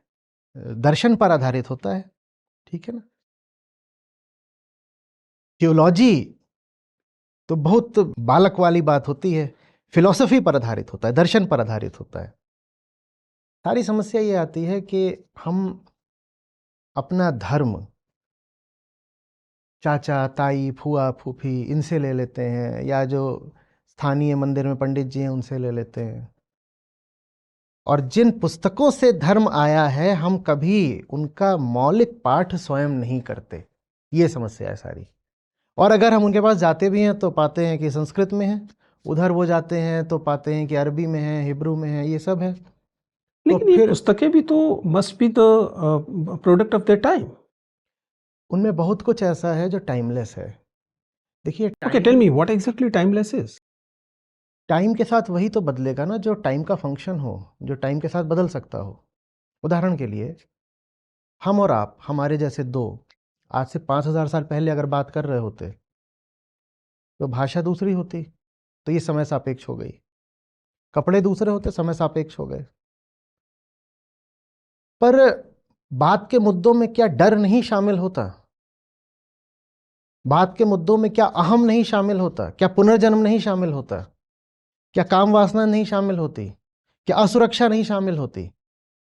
अगर तब तक इसकी भाषा आ गई होती तो शायद होती। भाषा की बात ही नहीं, अनुभूति तो है ना लगातार। बच्चा पैदा होता है, 5000 साल पहले भी रोता था, आज भी रोता है। वो बच्चा जो पैदा होता है उसका जो रोना है वो अहंकार का रोना है, प्रतीकात्मक रूप से। तो कुछ बातें ऐसी हैं हमारे भीतर जो बदलती नहीं कभी, है ना। काम क्रोध मद मोह लोभ षड रिपु जिनको गीता कहती है, जब से हम चैतन्य हुए हैं वो हमारी हस्ती हमारे शरीर के साथ चलते हैं। तो उनको हटाने का जो उपाय है वो भी फिर टाइमलेस हो गया ना, कालातीत हो गया। हाँ, धर्म ग्रंथ में अगर ये सब बातें लिखी हो कि यहां से वहां जाना है तो बैलगाड़ी पर ही जाना, तो वो बात फिर टाइम डिपेंडेंट हो गई, समय सापेक्ष हो गई। उस बात की आज अगर कोई जगह है तो म्यूजियम में है। पर ग्रंथों में बहुत कुछ ऐसा है जो जितना नया, मौलिक, नवीन और प्रासंगिक तब था उतना ही आज भी, आज से 5000 साल बाद भी रहेगा। That's too big a claim to make. मन एव मनुष्याणाम कारणम बंध मोक्षयो, मन ही मनुष्य के बंधन और मोक्ष दोनों का कारण है। बताइए ये बात पुरानी कब हो जाएगी? नहीं, मतलब ये सही है कि there can be certain examples इनके बस बेसिस जो वो एग्जाम्पल्स है ना, सिर्फ वही धर्म है। बाकी सब जो है, मैंने कहा वो संग्रहालय की वस्तु है, उसे म्यूजियम में भेज देना चाहिए। और जो धर्म में आप पूरी विकृति देखते हैं वो इसीलिए है क्योंकि हम कभी धर्म ग्रंथ के साथ बैठ करके ये मौलिक चिंतन नहीं करते, क्योंकि हमें डरा दिया गया है। हमें कह दिया है ये जो चीज़ है भगवान की चीज़ है, बस इसको ऐसे दूर दूर रखना, सर पे रखना, इसके साथ एंगेज मत करना। तो चूंकि हम उसके साथ तो एंगेजमेंट नहीं करते तो हमें दिखाई नहीं पड़ता कि इसमें क्या ऐसा है जो सदा नूतन रहना है। नूतन ही नहीं रहना, सदा अनिवार्य रहना है। आप उसको अगर नहीं जानेंगे तो आपकी मानवता में, आपके जीवन में, आपके आनंद में सदा कुछ कमी बनी रहेगी। वो ऐसी चीज़ नहीं है जो वैकल्पिक है। उसको जाने बिना आप अपनी जिंदगी भी पूरी तरह खुलकर नहीं जी पाएंगे। तो उसमें बहुत कुछ ऐसा है, और जो वैसा है मैं कह रहा हूं मात्र वही सनातन है। सनातन का अर्थ ही होता है ना टाइमलेस, कालातीत। तो मात्र वही धर्म है। बाकी जो कुछ है वो तो समय सापेक्ष रूढ़ियां थीं, उनमें से कुछ बातें कभी उपयोगी हो सकता है रही भी हों, पर आज उनका कोई मूल्य नहीं है। उन बातों चलिए इनमें से कुछ चीज़ों पे के पर बात सीधी ही बात करते हैं। मसलन जो चीज़ हम लोगों को सबसे ज़्यादा परेशान करती है वो आज के अपने संदर्भ में जाति को लेकर है। जाति या पहले अगर हम कहें तो वर्ण की जो बात थी, इसकी जो वर्तमान स्थितियां हैं इनको लेकर बहुत महापुरुषों ने पहले भी बहुत इंपॉर्टेंट बात है कि फुले ने तो बिल्कुल साफ साफ एक तरह से माना कि धर्म की वजह से ऐसा हो रहा है। अगर आप गुलामगिरी देखेंगे तो आप मानेंगे कि वो सीधा सीधा ये कहते हैं। क्या धर्म इस तरह के जो शोषणकारी तत्व हैं उनको भी अननेसेसरीली लेजिटिमेसी नहीं देता? एकदम नहीं देता, एकदम भी नहीं देता। देखिए मतलब स्पिरिचुअलिटी आप जिससे कह रहे हैं शायद वो ना देती हो, लेकिन जिस ऑर्गेनाइज्ड रिलीजन की सेंस में हम देख, असल में मैं धर्म शब्द को उनके सुपुर्द करने को तैयार नहीं हूं। अच्छा, आप कह रहे हैं कि नहीं, I will not let them claim it. Exactly, आप चाह रहे हो कि धर्म उनको दे दो, अध्यात्म अपने पास रख लो। हाँ, मैं ऐसा करने को राजी नहीं हूं, क्योंकि धर्म भी अपने आप में बहुत ऊंचा शब्द है। तो इसलिए मैंने धर्म शब्द के दो फाड़ कर दिए हैं। मैं कहता हूं ये सब जो मासेज हैं, जो परंपरावादी लोग हैं, अंधविश्वास में जिसको चला रहे हैं, उसका नाम है लोक धर्म और लोक संस्कृति। वो धर्म नहीं है, वो धर्म नहीं है, वो फिल्मी धर्म है, वो LOL धर्म है। तो मैं कभी उसे लोक धर्म बोलता हूं, कभी लोल धर्म बोलता हूं। उसमें सिर्फ हंसा जा सकता है जिसको तुम धर्म समझ रहे हो। नहीं, लेकिन अगर वो इतना त्रासद ना होता तो हम हंसकर निकाल सकते थे। हाँ, मैं बिल्कुल बिल्कुल बिल्कुल बिल्कुल, वो तो है ही है, उसमें तो कोई शक ही नहीं है। लेकिन इसका अर्थ ये नहीं है कि मैं तुमको उस शब्द को अप्रोप्रिएट करने दूंगा, तुम्हारा उस पर मैं एकाधिकार मान लूंगा। धर्म वास्तव में क्या है वो दूसरी चीज है, तो उसको मैं बोलता हूं सनातन या वास्तविक धर्म। धर्म के दो फाड़, एक लोक धर्म जो आम जनमानस में प्रचलित है, और दूसरा वास्तविक धर्म जो दार्शनिकों ने दिया है, कपिल, कणाद, ये जो हमें धर्म देना चाहते थे, वो अलग धर्म है। उसको जब आप समझते हैं दिखाई देता है कि जाति जिसकी आपने बात करी, उसका तो कोई अस्तित्व हो ही नहीं सकता। मतलब अगर अद्वैत मानते हैं तब तो बिल्कुल नहीं हो सकता। बिल्कुल नहीं हो सकता ना। मतलब मुझ में और आप में अंतर कैसे हो सकता है किसी दो व्यक्तियों के बीच हो गई। इसलिए निर्गुण तो लगातार इसको नकारता रहा। लेकिन जैसा मैंने कहा था कि जब हम सगुण भक्ति वाली दुनिया में पहुंचे तो उन्होंने कहा कि आत्मा और परमात्मा में थोड़ा सा अंतर है, तो इसका मतलब जीव और जीव में भी अंतर संभव। देखिए, जहां से मैं देखता हूं, मेरी दृष्टि से वेदांत अद्वैत है। बाकी सारी जो बातें कही गई वो अपने पुराने ही पूर्वाग्रहों को किसी तरह से जायज ठहराने के लिए और श्रुति सम्मत ठहराने के लिए करी गई। क्योंकि इतना ऊंचा रुतबा है ना वेदांत का कि आपका मत कोई मानेगा नहीं अगर आप ये प्रमाणित ना कर दो कि आप जो बात कह रहे हो वेदांत सम्मत है। तो जो हमारे ही पुराने द्वैतात्मक आग्रह थे उनको किसी तरह से फोर्स फिट किया गया वेदांत पर, अन्यथा वेदांत तो अद्वैत ही है।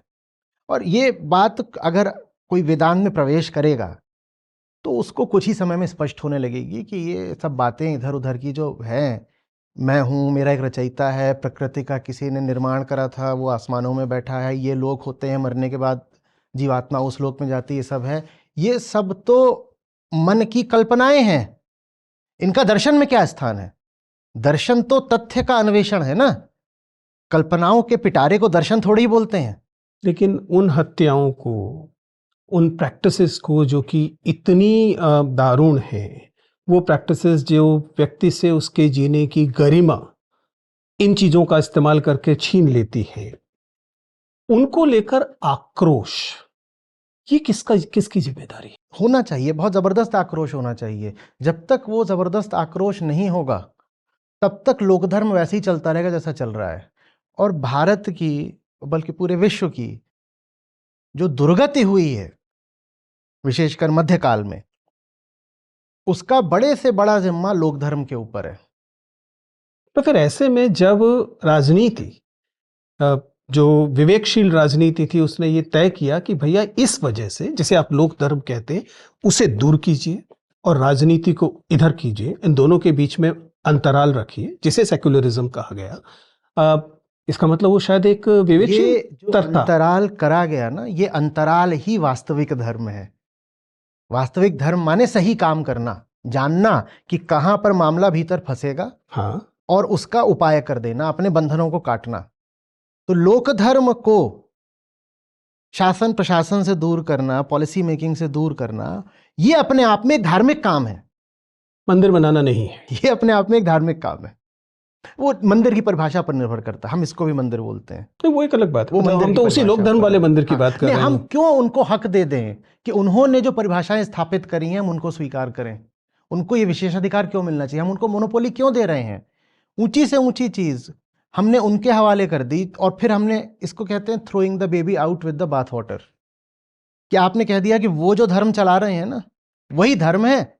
जब आप उसको धर्म बोल देंगे तो जितने भी बुद्धिजीवी हैं और समझदार लोग हैं थोड़े, वो सब धर्म को ही हेय और निकृष्ट मान करके त्याग देंगे। जबकि धर्म आदमी के जीवन का सार है। बिना धर्म के हम कितनी प्रगति कर लें, कितने भी ज्ञानी हो जाएं, लेकिन हम पशु समान हो जाते हैं। और ये मैं कोई रेटोरिक नहीं बोल रहा हूं, ये है ऐसा, सचमुच ऐसा है। तो धर्म हमें चाहिए, लेकिन लोक धर्म वाला नहीं चाहिए, हमें उपनिषदों वाला धर्म चाहिए। लेकिन जब तक उपनिषदों वाला ना आए तब तक लोक धर्म से मुक्ति पाने की कोशिश।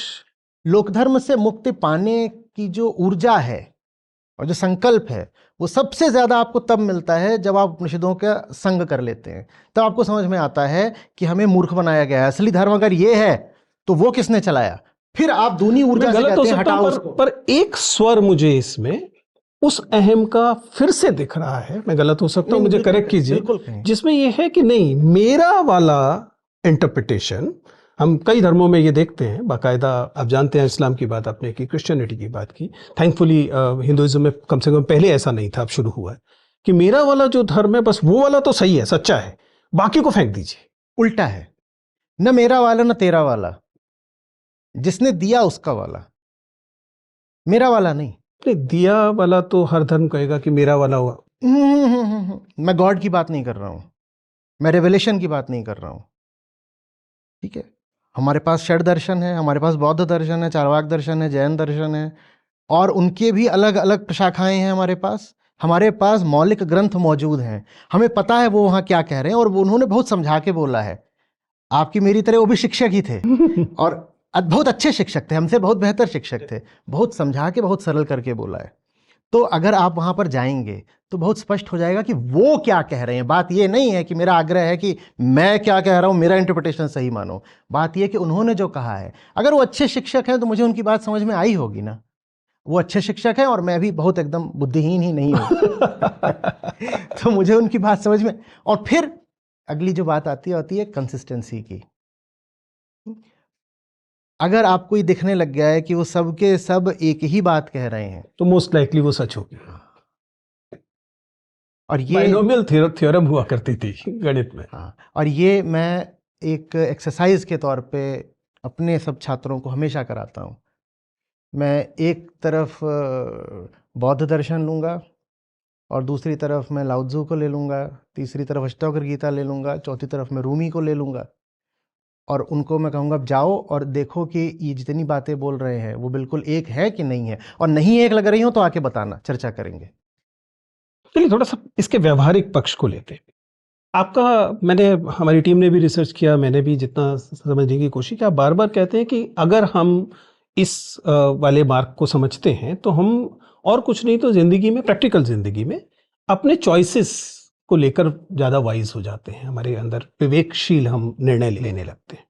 हमारे दर्शकों में अधिकांश बच्चे हैं जिनके दो प्रमुख निर्णय बार बार बात आती है। एक जाहिर है कि रिलेशनशिप्स को लेकर होता है, और दूसरा उनके करियर को लेकर होता है। उसे आप नौकरी कह लीजिए, स्टार्टअप्स कह लीजिए, जो कहना चाहें।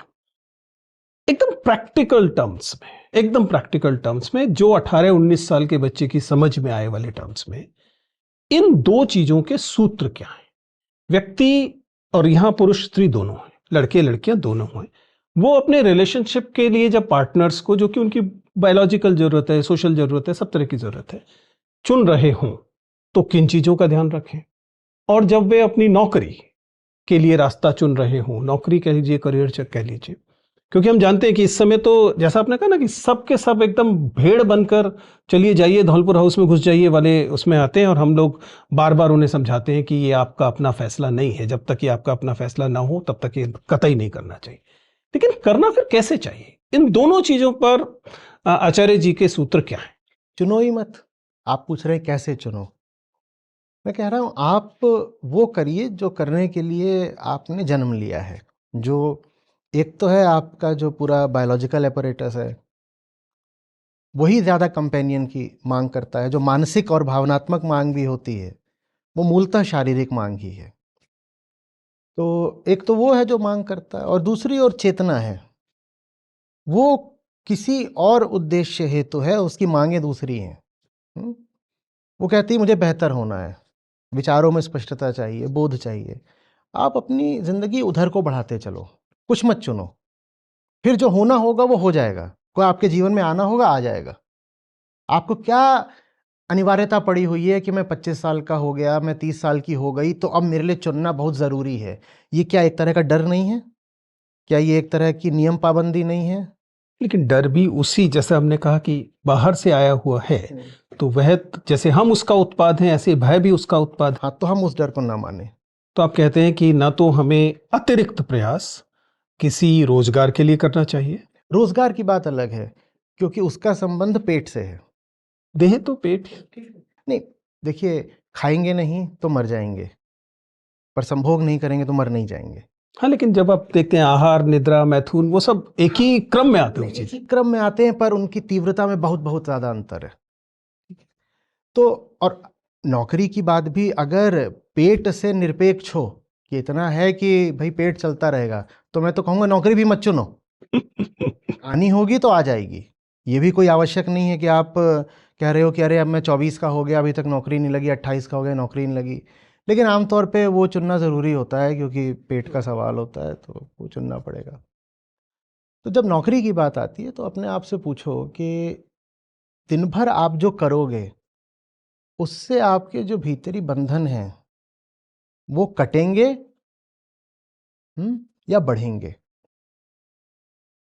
मैं कहा करता था अपने छात्रों से कि आप लोग एक स्वॉट एनालिसिस करते हो, स्ट्रेंथ, वीकनेस, अपॉर्चुनिटी, थ्रेट। तो आप अपनी जहाँ स्ट्रेंथ देखते हो और फिर जहाँ पर आप अपॉर्चुनिटी देखते हो, वहाँ पर आप तुरंत पंजा मार देते हो, कहते हो यहाँ मेरी स्ट्रेंथ है और अपॉर्चुनिटी है। लगभग ऐसे कि इधर मिड ऑन की तरफ मेरी स्ट्रेंथ है और फुल टॉस जो है वो अपॉर्चुनिटी है, तो लगा छक्का। तो उल्टा करा करो। ज़िंदगी स्ट्रेंथ पर खेलने के लिए नहीं है, ज़िंदगी वीकनेस को काटने के लिए है। काम वो चुनो जो तुम्हारी वीकनेस को काटे। जहाँ तुम स्ट्रांग हो ही वहाँ पे तुम्हें क्या करना है, वहाँ पर तुम फिर कामना पूर्ति करोगे, कहोगे मैं यहाँ स्ट्रांग हूँ तो मुझे पैसे और ज़्यादा दो, एम्प्लॉयर से डिमांड करोगे। काम वो चुनो जिसमें पेट तो चल जाए, लेकिन साथ ही साथ वो होता रहे जिसकी खातिर पैदा हुए हो। और फिर वहाँ पर वो जो प्रश्न होता है ना, मैं हूँ कौन, जिसकी मैंने आपसे बीच में भी चर्चा करी थी, वो बहुत प्रासंगिक हो जाता है। मैं हूँ कौन, जब मुझे पता होता है मैं कौन हूँ, तो मुझे पता होता है कि फिर मैं किस लिए हूँ, और फिर मुझे ये भी पता होता है कि मुझे नौकरी कौन सी चुननी है। फिर ये भी अपने आप स्पष्ट हो जाता है कि ज़िंदगी में साथी कौन सा आएगा, चाहे वो पुरुष साथी हो, स्त्री साथी हो, एक साथी हो, 50 साथी हो, मुझे बसना कहाँ है ये भी स्पष्ट हो जाता है। मुझे कौन से निर्णय किधर के कब करने, सब स्पष्ट होते जाते हैं। एक बार जब ये मूल बात स्पष्ट हो जाती है, मैं कौन हूँ, और ले दे करके वो भीतरी एक सिंगल पैरामीटर कौन सा है जिस पे मुझे हमेशा नज़र रखनी है, वो जो भीतर एकमात्र चीज़ है जिस पे हमेशा नज़र रखनी होती है, वो ये है मैं भीतर से और ज़्यादा आज़ाद हुआ कि नहीं हुआ, बंधन कटे कि और बढ़े, बेहतर देख पा रहा हूं या भ्रमों में ही जी रहा हूं, डर के चलाए चल रहा हूं हमेशा की तरह, या देख पा रहा हूं कि डरने के लिए कुछ है ही नहीं। आप जब उस दिशा में बढ़ते जाते हो ना, तो फिर आपको बहुत सारे निर्णय सक्रिय होकर नहीं लेने पड़ते। जिंदगी आपके लिए खुद ब खुद फैसले करती जाती है। कई बार तो आपको पता भी नहीं चलता कि फैसला हो गया, दूसरे आपको बताते हैं तुम्हारा फैसला हो चुका है, आप कहते हो गया, मैंने तो किया नहीं कभी, I never thought about it this way, वो बिना सोचे ही हो जाता है। मुझे ये रिफाइनमेंट की बात आनंद में तो ला रही है। कई बार मुझे लग रहा है कि ये एक ऐसी चीज है जिसे I can afford to appreciate, but afford वाला एस्पेक्ट उतना ही इंपॉर्टेंट इसमें लग रहा है। मैं जानना चाह रहा हूं कि क्या अन्यों के लिए, ये सब तो अपनी व्यक्तिगत, इसमें मतलब मुझे लगता है कि वैयक्तिकता इसमें बहुत गहराई से कूट कूट कर भरी हुई है इस वाली संकल्पना में।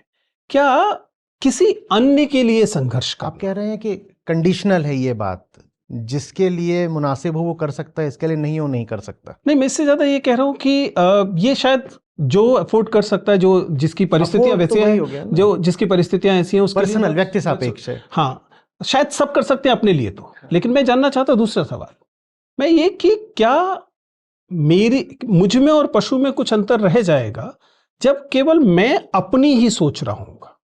क्या यह परेशानी कि मैं यहां जीवित हूं इस हाड़ मास के साथ, और उसके बावजूद इसी समाज में किसी व्यक्ति को स्त्री के रूप में पैदा होने के कारण कुछ सहना पड़ रहा है, गरीब होने के कारण कुछ सहना पड़ रहा है, किसी जाति में होने के कारण या किसी धर्म में होने के कारण कुछ सहना पड़ रहा है, तो मेरा उसके प्रति कुछ दायित्व है, या मैं सिर्फ इसी रास्ते से केवल अपना ही तो मुझे कौन बताएगा कि मेरा क्या दायित्व है?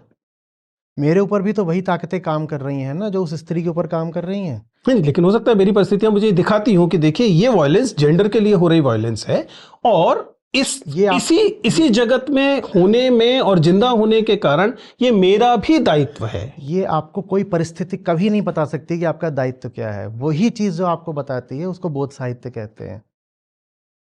आपको ज्ञान दिया जा सकता है इकोनॉमिक्स का, आपको बताया जा सकता है इकोनॉमिक इनइक्वालिटी कितनी, ये सब है। ठीक है, इन सब से क्या आप में कंपैशन जागृत हो जाएगा?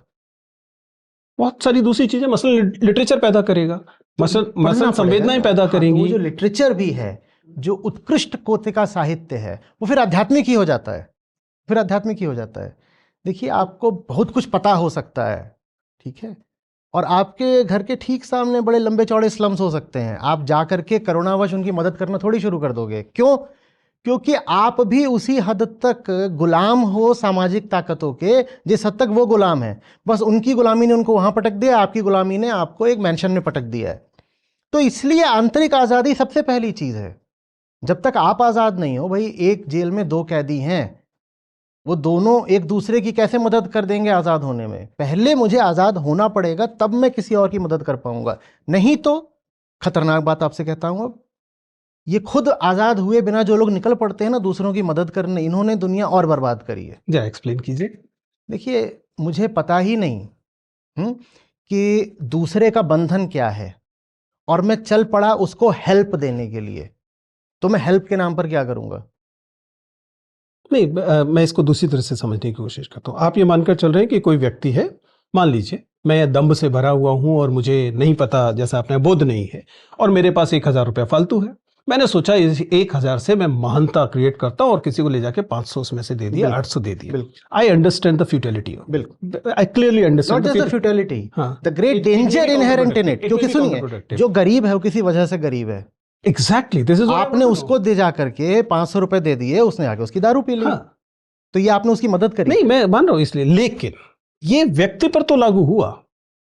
जो स्ट्रक्चर से टकराने की बात करते हैं, मान लीजिए, मैं ये नहीं कह रहा कि मुझे गरीब मेरे स्लम से परेशानी है, स्लम से भी परेशानी है, लेकिन मैं जानता हूं कि ये डिस्पैरिटी की वजह से है, और डिस्पैरिटी स्ट्रक्चरल है, संरचनात्मक है।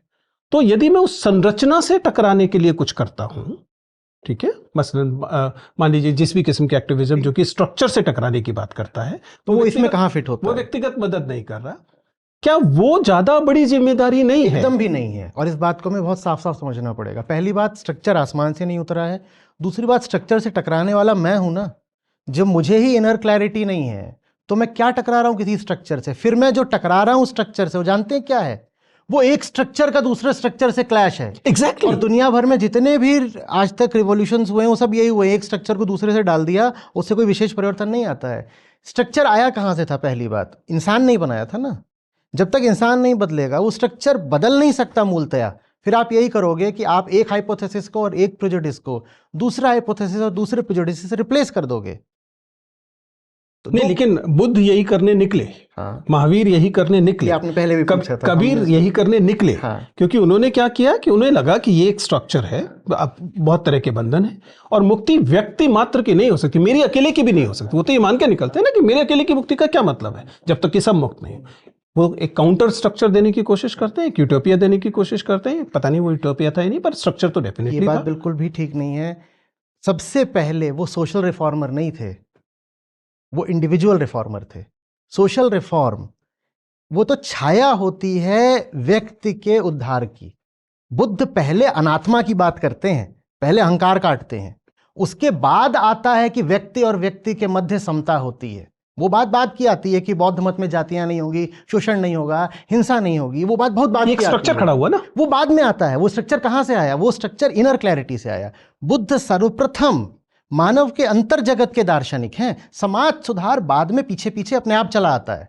जो लोग समाज सुधार की पहले कोशिश करते हैं, बिना अपने आप को सुधारे, बिना मानव के भीतर की दुनिया को जाने, वो और गड़बड़ खड़ी कर देते हैं। अंबेडकर, देखिए, जिस हद तक किसी को इनर क्लैरिटी होगी, उसी हद तक वो जो करेगा वो आगे चल करके लोगों के लिए यूटिलिटी का हो सकता है, नहीं तो बस वो कन्फ्लिक्ट पैदा करेगी चीज़। वो भी पढ़े लिखे आदमी थे, दुनिया भर की किताबों का उन्होंने अध्ययन करा था, और इसीलिए उन्होंने बहुत सारी जो बातें बोली वो आज भी हमारे लिए काम की हैं। जो हमारा मैं लेकिन के बाद का वाक्य सुनना चाह रहा हूँ। हाँ, जैसे जो हमारा जो संविधान है, उदाहरण के लिए 2-3 बार मैंने इस पे पूरी लंबी चौड़ी बात करी है कि जो हमारा संविधान है, विशेषकर जब लोग आते हैं ना, कहते हैं हिंदू राष्ट्र चाहिए, ये संविधान नहीं चलेगा, मैं उनको कहता हूँ तुम्हारे संविधान में प्रियम्बल को लेके मैंने समझाया था, एक एक बात जो लिखी हुई है वो वेदांत की ही तो बात है। तुम और कौन से हिंदू राष्ट्र लाना चाहते हो? तुम्हें लगता है कि ये दुनिया भर के सब संविधानों से प्रेरणा लेकर के यहाँ पे डाल दिया गया है, पर उसको और तुम वहाँ पर देखोगे तो वहाँ जितनी बातें हैं वो वेदांत की ही हैं। बात यह है कि जो मानव के उच्चतम मूल्य हो सकते हैं वो संविधान में पहले से मौजूद है, तो तुम्हें उसको बदलने की कोई ज़रूरत है नहीं। तो पहले उन उच्चतम मूल्यों को स्वयं जानना ज़रूरी है, उसके बाद ही किसी किस्म का समाज सुधार हो सकता है। आप कबीर साहब की बात कर रहे हैं। कबीर, अभी जो हमारा शिक्षण कार्यक्रम चल रहा है उसमें से 6 धाराएं हैं, जिसमें से एक कबीर साहब को समर्पित है। आपने महात्मा बुद्ध की बात करी, एक धारा माध्यमिक दर्शन को समर्पित है, एक धारा वेदांत को समर्पित है, उसमें अष्टावक्र गीता है, कठोपनिषद है, भगवद गीता है। तो ये जितने लोग जो बातें कर रहे हैं वो सब सर्वप्रथम यहाँ की हैं। ये फिर इसके बाद खुद ब खुद हो जाता है। जैसे मैंने आपसे कहा था ना कि चुनने की जरूरत नहीं है, उसी तरीके से जब यहाँ ठीक होता है ना मामला, तो फिर आप असहाय हो जाते हो, विवश हो जाते हो। आपके माध्यम से समाज सुधार अब होके रहेगा। आप ये कर ही नहीं पाओगे कि अब मैं समाज सुधारक नहीं हूं। आप मजबूर हो जाओगे, आपको निकल के समाज सुधार करना पड़ेगा। करना भी नहीं पड़ेगा, वो स्वयं होगा, अब आपके माध्यम से होगा। अब ये जो मैं महसूस कर पा रहा हूँ एज अ टीचर, और मैं एकदम कम्युनिकेशन के स्टूडेंट की तरह बात, जी जी बिल्कुल, मैं देख पाया कि आपके उसमें जो ओज बढ़ता है तो वो किस क्षण पर बढ़ता है। और कम्युनिकेशन के स्टूडेंट होने के नाते हम इस बात पर अक्सर चर्चा करते हैं कि ये जो ओज अचानक आया बड़ा रोचक था। आपकी बहुत सारी सफलताओं में एक महत्वपूर्ण सफलता इस कम्युनिकेशन की फील्ड की है। अगर नंबर्स के सेंस में बात करें तो आप शायद दुनिया के सबसे ज़्यादा लोकप्रिय स्पिरिचुअल कोच हैं या शिक्षक हैं उस सेंस में। मैं इसके पेडागॉजी, मेथडोलॉजी समझने की कोशिश कर रहा हूँ। क्या मेथड रहा है इस जगह तक पहुँचने का? क्योंकि इतनी बड़ी, अगर मैं इसको शब्द, चूंकि मुझे कोई और शब्द इस समय याद नहीं आ रहा, तो इतनी अधिक बड़ी जो फॉलोइंग है, ये एक बहुत बड़ी जिम्मेदारी होती है। I am sure you already know it. क्या मेथड था आपका यहाँ तक पहुँचने का, और इस जिम्मेदारी का निर्वहन करने के लिए आप अपने आप को कैसे तैयार करते? मेरे लिए तो 5-7 लाख लोगों के का दबाव ही इतनी बड़ी जिम्मेदारी लगता है कि कई बार मैं अपने आप को बहुत छोटा पाता हूँ। मैं लोगों से बस उस मुद्दे पर बात करता हूं जो 5 लोगों में, 5 लाख लोगों में और 5 करोड़ लोगों में एकदम साझा है। वो मुद्दा है कि मैं हूं और मेरी जिंदगी जो है वो दबी हुई है, घुटी हुई है। मेरे ही भीतर मेरे सारे बंधन मौजूद हैं। मैं सिर्फ इस बात पे बात करता हूं, तो फिर फर्क ही नहीं पड़ता ना कि सामने 5 लोग बैठे हैं या 5 करोड़ लोग बैठे हैं। वो बात सब पर लागू होती है।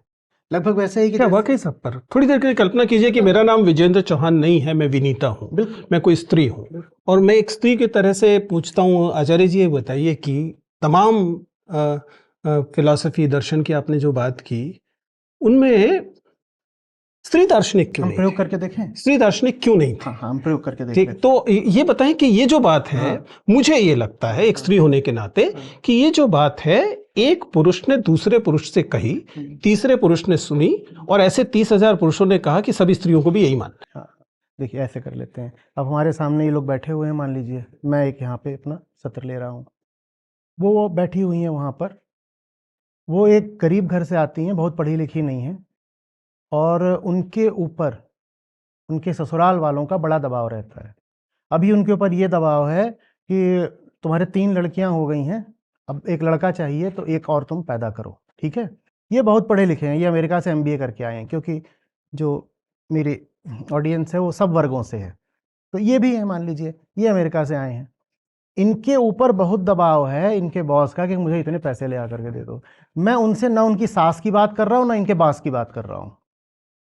मैं दोनों से कह रहा हूं कि बताओ तुम्हारे भीतर क्या है जो तुम्हें शोषण सहने को मजबूर करता है, तुम्हारे भीतर क्या है।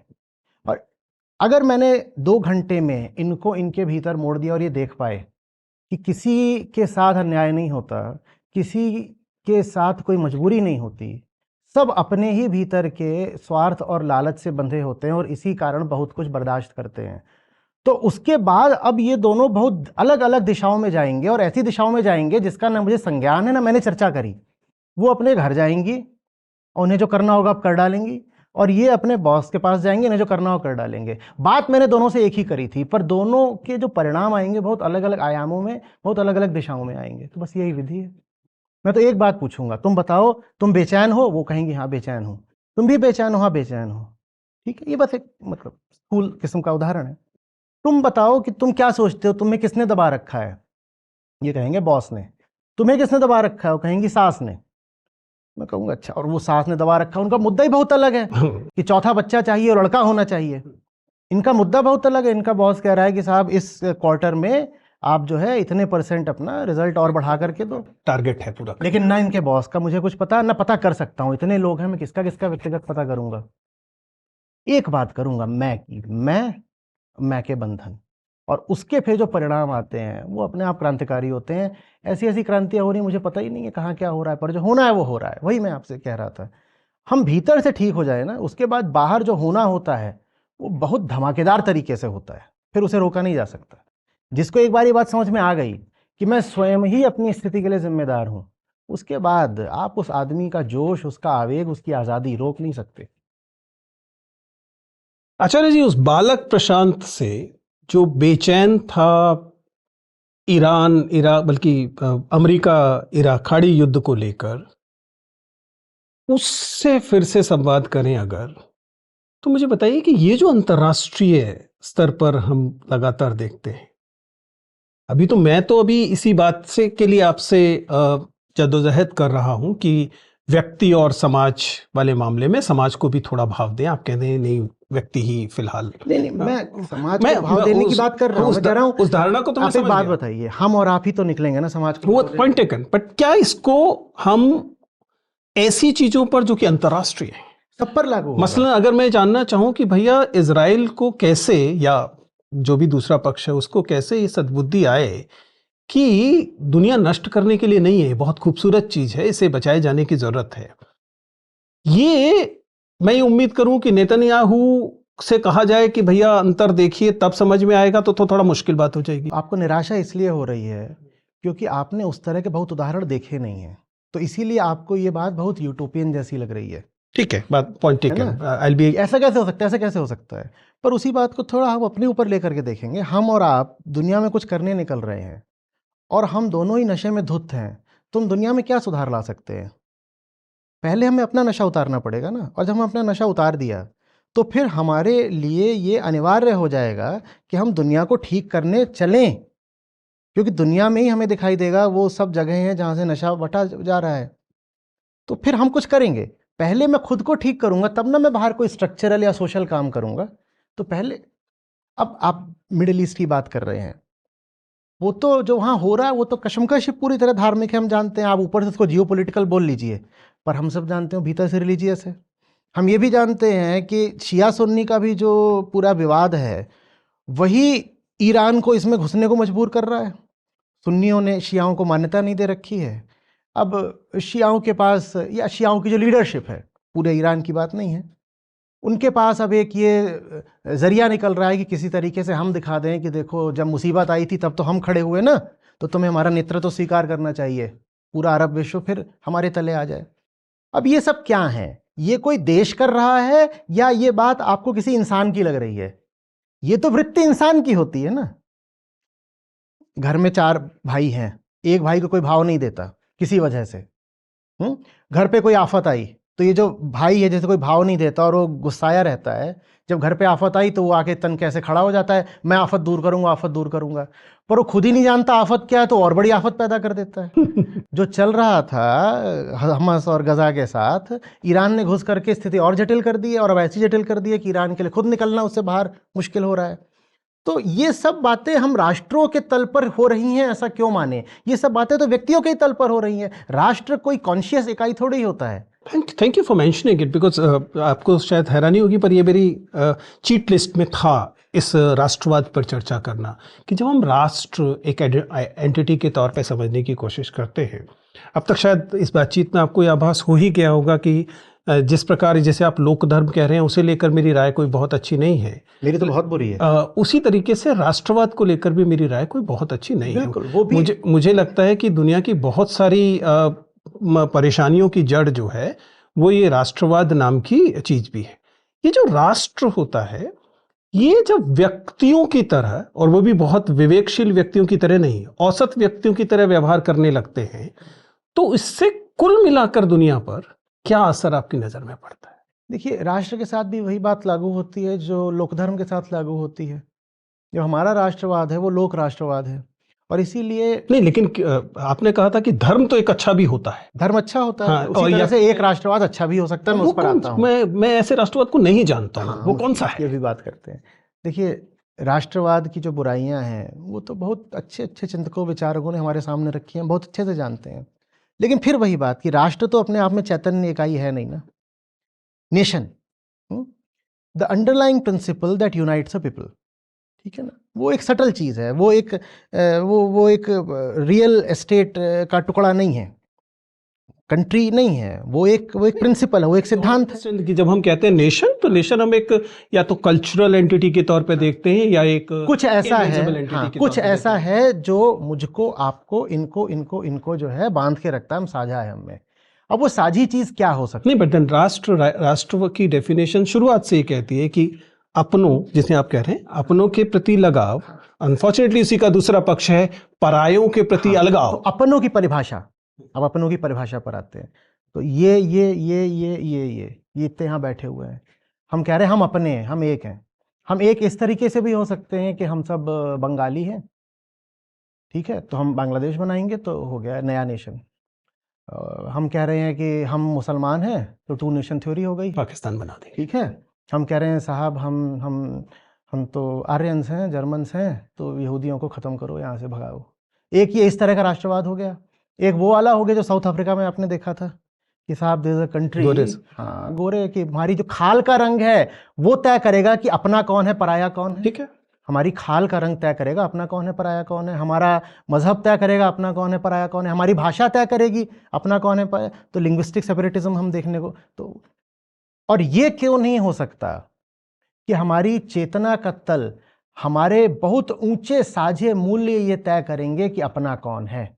और खेद की बात यह है कि हमारे बहुत चाहने के बाद भी कुछ लोग होंगे जो ऊंचे मूल्यों के लिए अभी तैयार नहीं हैं, तो दुर्भाग्यवश बस एक प्रोविजनल तौर पर, इंटरिम तौर पर हम उनको पराया मानने को मजबूर हैं।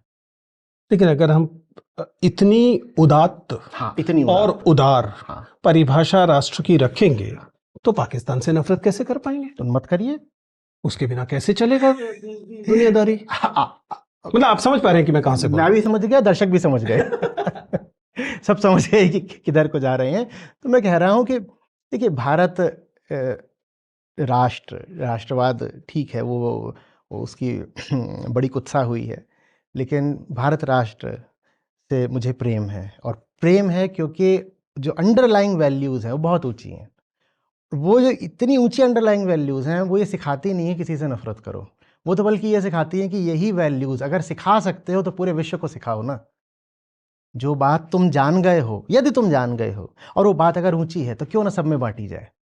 भारत का राष्ट्रीय आधार ये क्यों नहीं हो सकता? नहीं नहीं, फिर तो पूरी दुनिया का ही हो गया ना। पूरी दुनिया का तो हो फिर गया। दुनिया का हो गया तो फिर तो पूरी दुनिया का हो नहीं गया। मैंने कहा कि खेद की बात हमेशा ये नहीं, रहेगी। अगर इन प्रिंसिपल हमें अल्टीमेटली वहां पहुंच जाना चाहिए कि जहां फिर सीमाएं मिट जाएं। You agree with that? वो तो होना ही चाहिए, और क्या। लेकिन वहां तक पहुंचने के लिए समझिए बात को, हम यहां ये सारी बातें करते हैं, पर ये सारी बातें करने के लिए भी हमें इन चार दीवारों की जरूरत है, क्योंकि अभी ये पूरी दुनिया ऐसी नहीं है कि हमें ये बातें करने दे। हमारे यहाँ जो सामने सड़क है ना, इस पर ही बहुत बार हो हल्ला और खूब हो चुका है। तो जब तक ये पूरी दुनिया ही ऐसी नहीं हो जाती कि हम जो उदात्त बातें कर रहे हैं वो उन उदात्त बातों को मूल्य दे, सम्मान दे, तब तक मुझे इन दीवारों की ज़रूरत होगी। व्यवहारिक बात ये है। लेकिन ये दीवारें मेरी सच्चाई नहीं है। ये दीवारें बस एक इंटरिम अरेंजमेंट हैं। और मुझे हमेशा ये याद रहना चाहिए कि मुझे ये दीवारें गिरानी है। मुझे दीवारें गिरानी इस तरह से है कि माहौल ऐसा कर देना है कि जो सड़क का आदमी है वो भी राह चलते रुक जाए, कहे मुझे भी सुनना है क्या बात हो रही है। पर अभी ऐसा नहीं है। अभी हम यहाँ पे बात कर रहे होते हैं, सड़क का आदमी हॉर्न बजा रहा होता है, तो हमें दीवारें ही नहीं चाहिए होती, हमें साउंड प्रूफ दीवारें चाहिए होती हैं। कई बार तो यहाँ बाहर आकर के पत्थरबाजी की नौबत आ गई है उन्हीं मुद्दों पर जिन मुद्दों की आप चर्चा कर रहे हैं, राष्ट्र, धर्म। अब मैं लोक धर्म की ऐसी व्याख्या और फिर आलोचना करूंगा। हाँ बिल्कुल, यहाँ खूब हल हो चुका है। तो तब तक ये दीवारें चाहिए होंगी, तब तक, मात्र तब तक। मैं भी उस दिन के लिए काम कर रहा हूं जिस दिन ये दीवारें न चाहिए हों, लेकिन उस दिन तक पहुंचने के लिए भी ये दीवारें चाहिए। लेकिन इसमें जितनी जरूरत मेरी सुनाने की इच्छा की है, शायद उतनी या उससे ज्यादा सुनने की इच्छा की भी होगी। जिसको सुनाना है दायित्व तो उसका होता है। जिस क्षण आपने ये जिम्मेदारी स्वीकार कर ली कि मैं हूं जो सुनाऊंगा, उस क्षण आपने ये भी स्वीकार कर लिया कि साहब वो अगर इस हालत में होता कि स्वयं सुनने आ जाता तो मुझे उसे सुनाने की फिर ज़रूरत ही शेष नहीं रहती। जिसको सुनना है वो तो सदा भागेगा। मुझसे पूछिए कि 20 साल से मैं कैसे पीछे पीछे दौड़ दौड़ के पकड़ रहा हूँ। हालांकि पता नहीं, मतलब आप शायद जानते हो कि मैं कभी कभी इंटरव्यूज़ लेता हूँ और उसमें बार बार इस कम्युनिकेशन में बात करता हूँ कि सुनना बोलने से ज़्यादा महत्वपूर्ण है। ऑब्जर्वेशन, अवलोकन और लिसनिंग, ये इम्पॉर्टेंट स्किल्स हैं। जब आप इन्हें, आपके अंदर ये होती हैं, तभी आप बेटर कम्युनिकेटर बन पाते हैं। आप बताते हैं ना। ये भी जब वो आपसे सुनते हैं तब समझते हैं ना कि सुनना जरूरी है। हाँ, तो ये भी सुनाना पड़ता है कि सुनना, या फिर ये पहले इस तक पहुंचना पड़ा होगा। वो खुद नहीं पहुंचेगा। ये भी आप सुनाओगे कि सुनना जरूरी है, तब वो सुनने लायक बनेगा। ये बात थोड़ी सी अन्याय की है कि सारी जिम्मेदारी एक के ऊपर ही डाल दी, और वो जो अन्याय है मैं उसका अनुभव भी दिन रात करता हूं खुद ही। लेकिन अब क्या करें, ऐसा ही है। जिसको देना है दायित्व उसी का है। देना है तो वहीं से दायित्व आ गया ना। दायित्व देने वाला ही दायित्व निभाएगा। देय आपकी लेकिन हिंदी बहुत अच्छी है।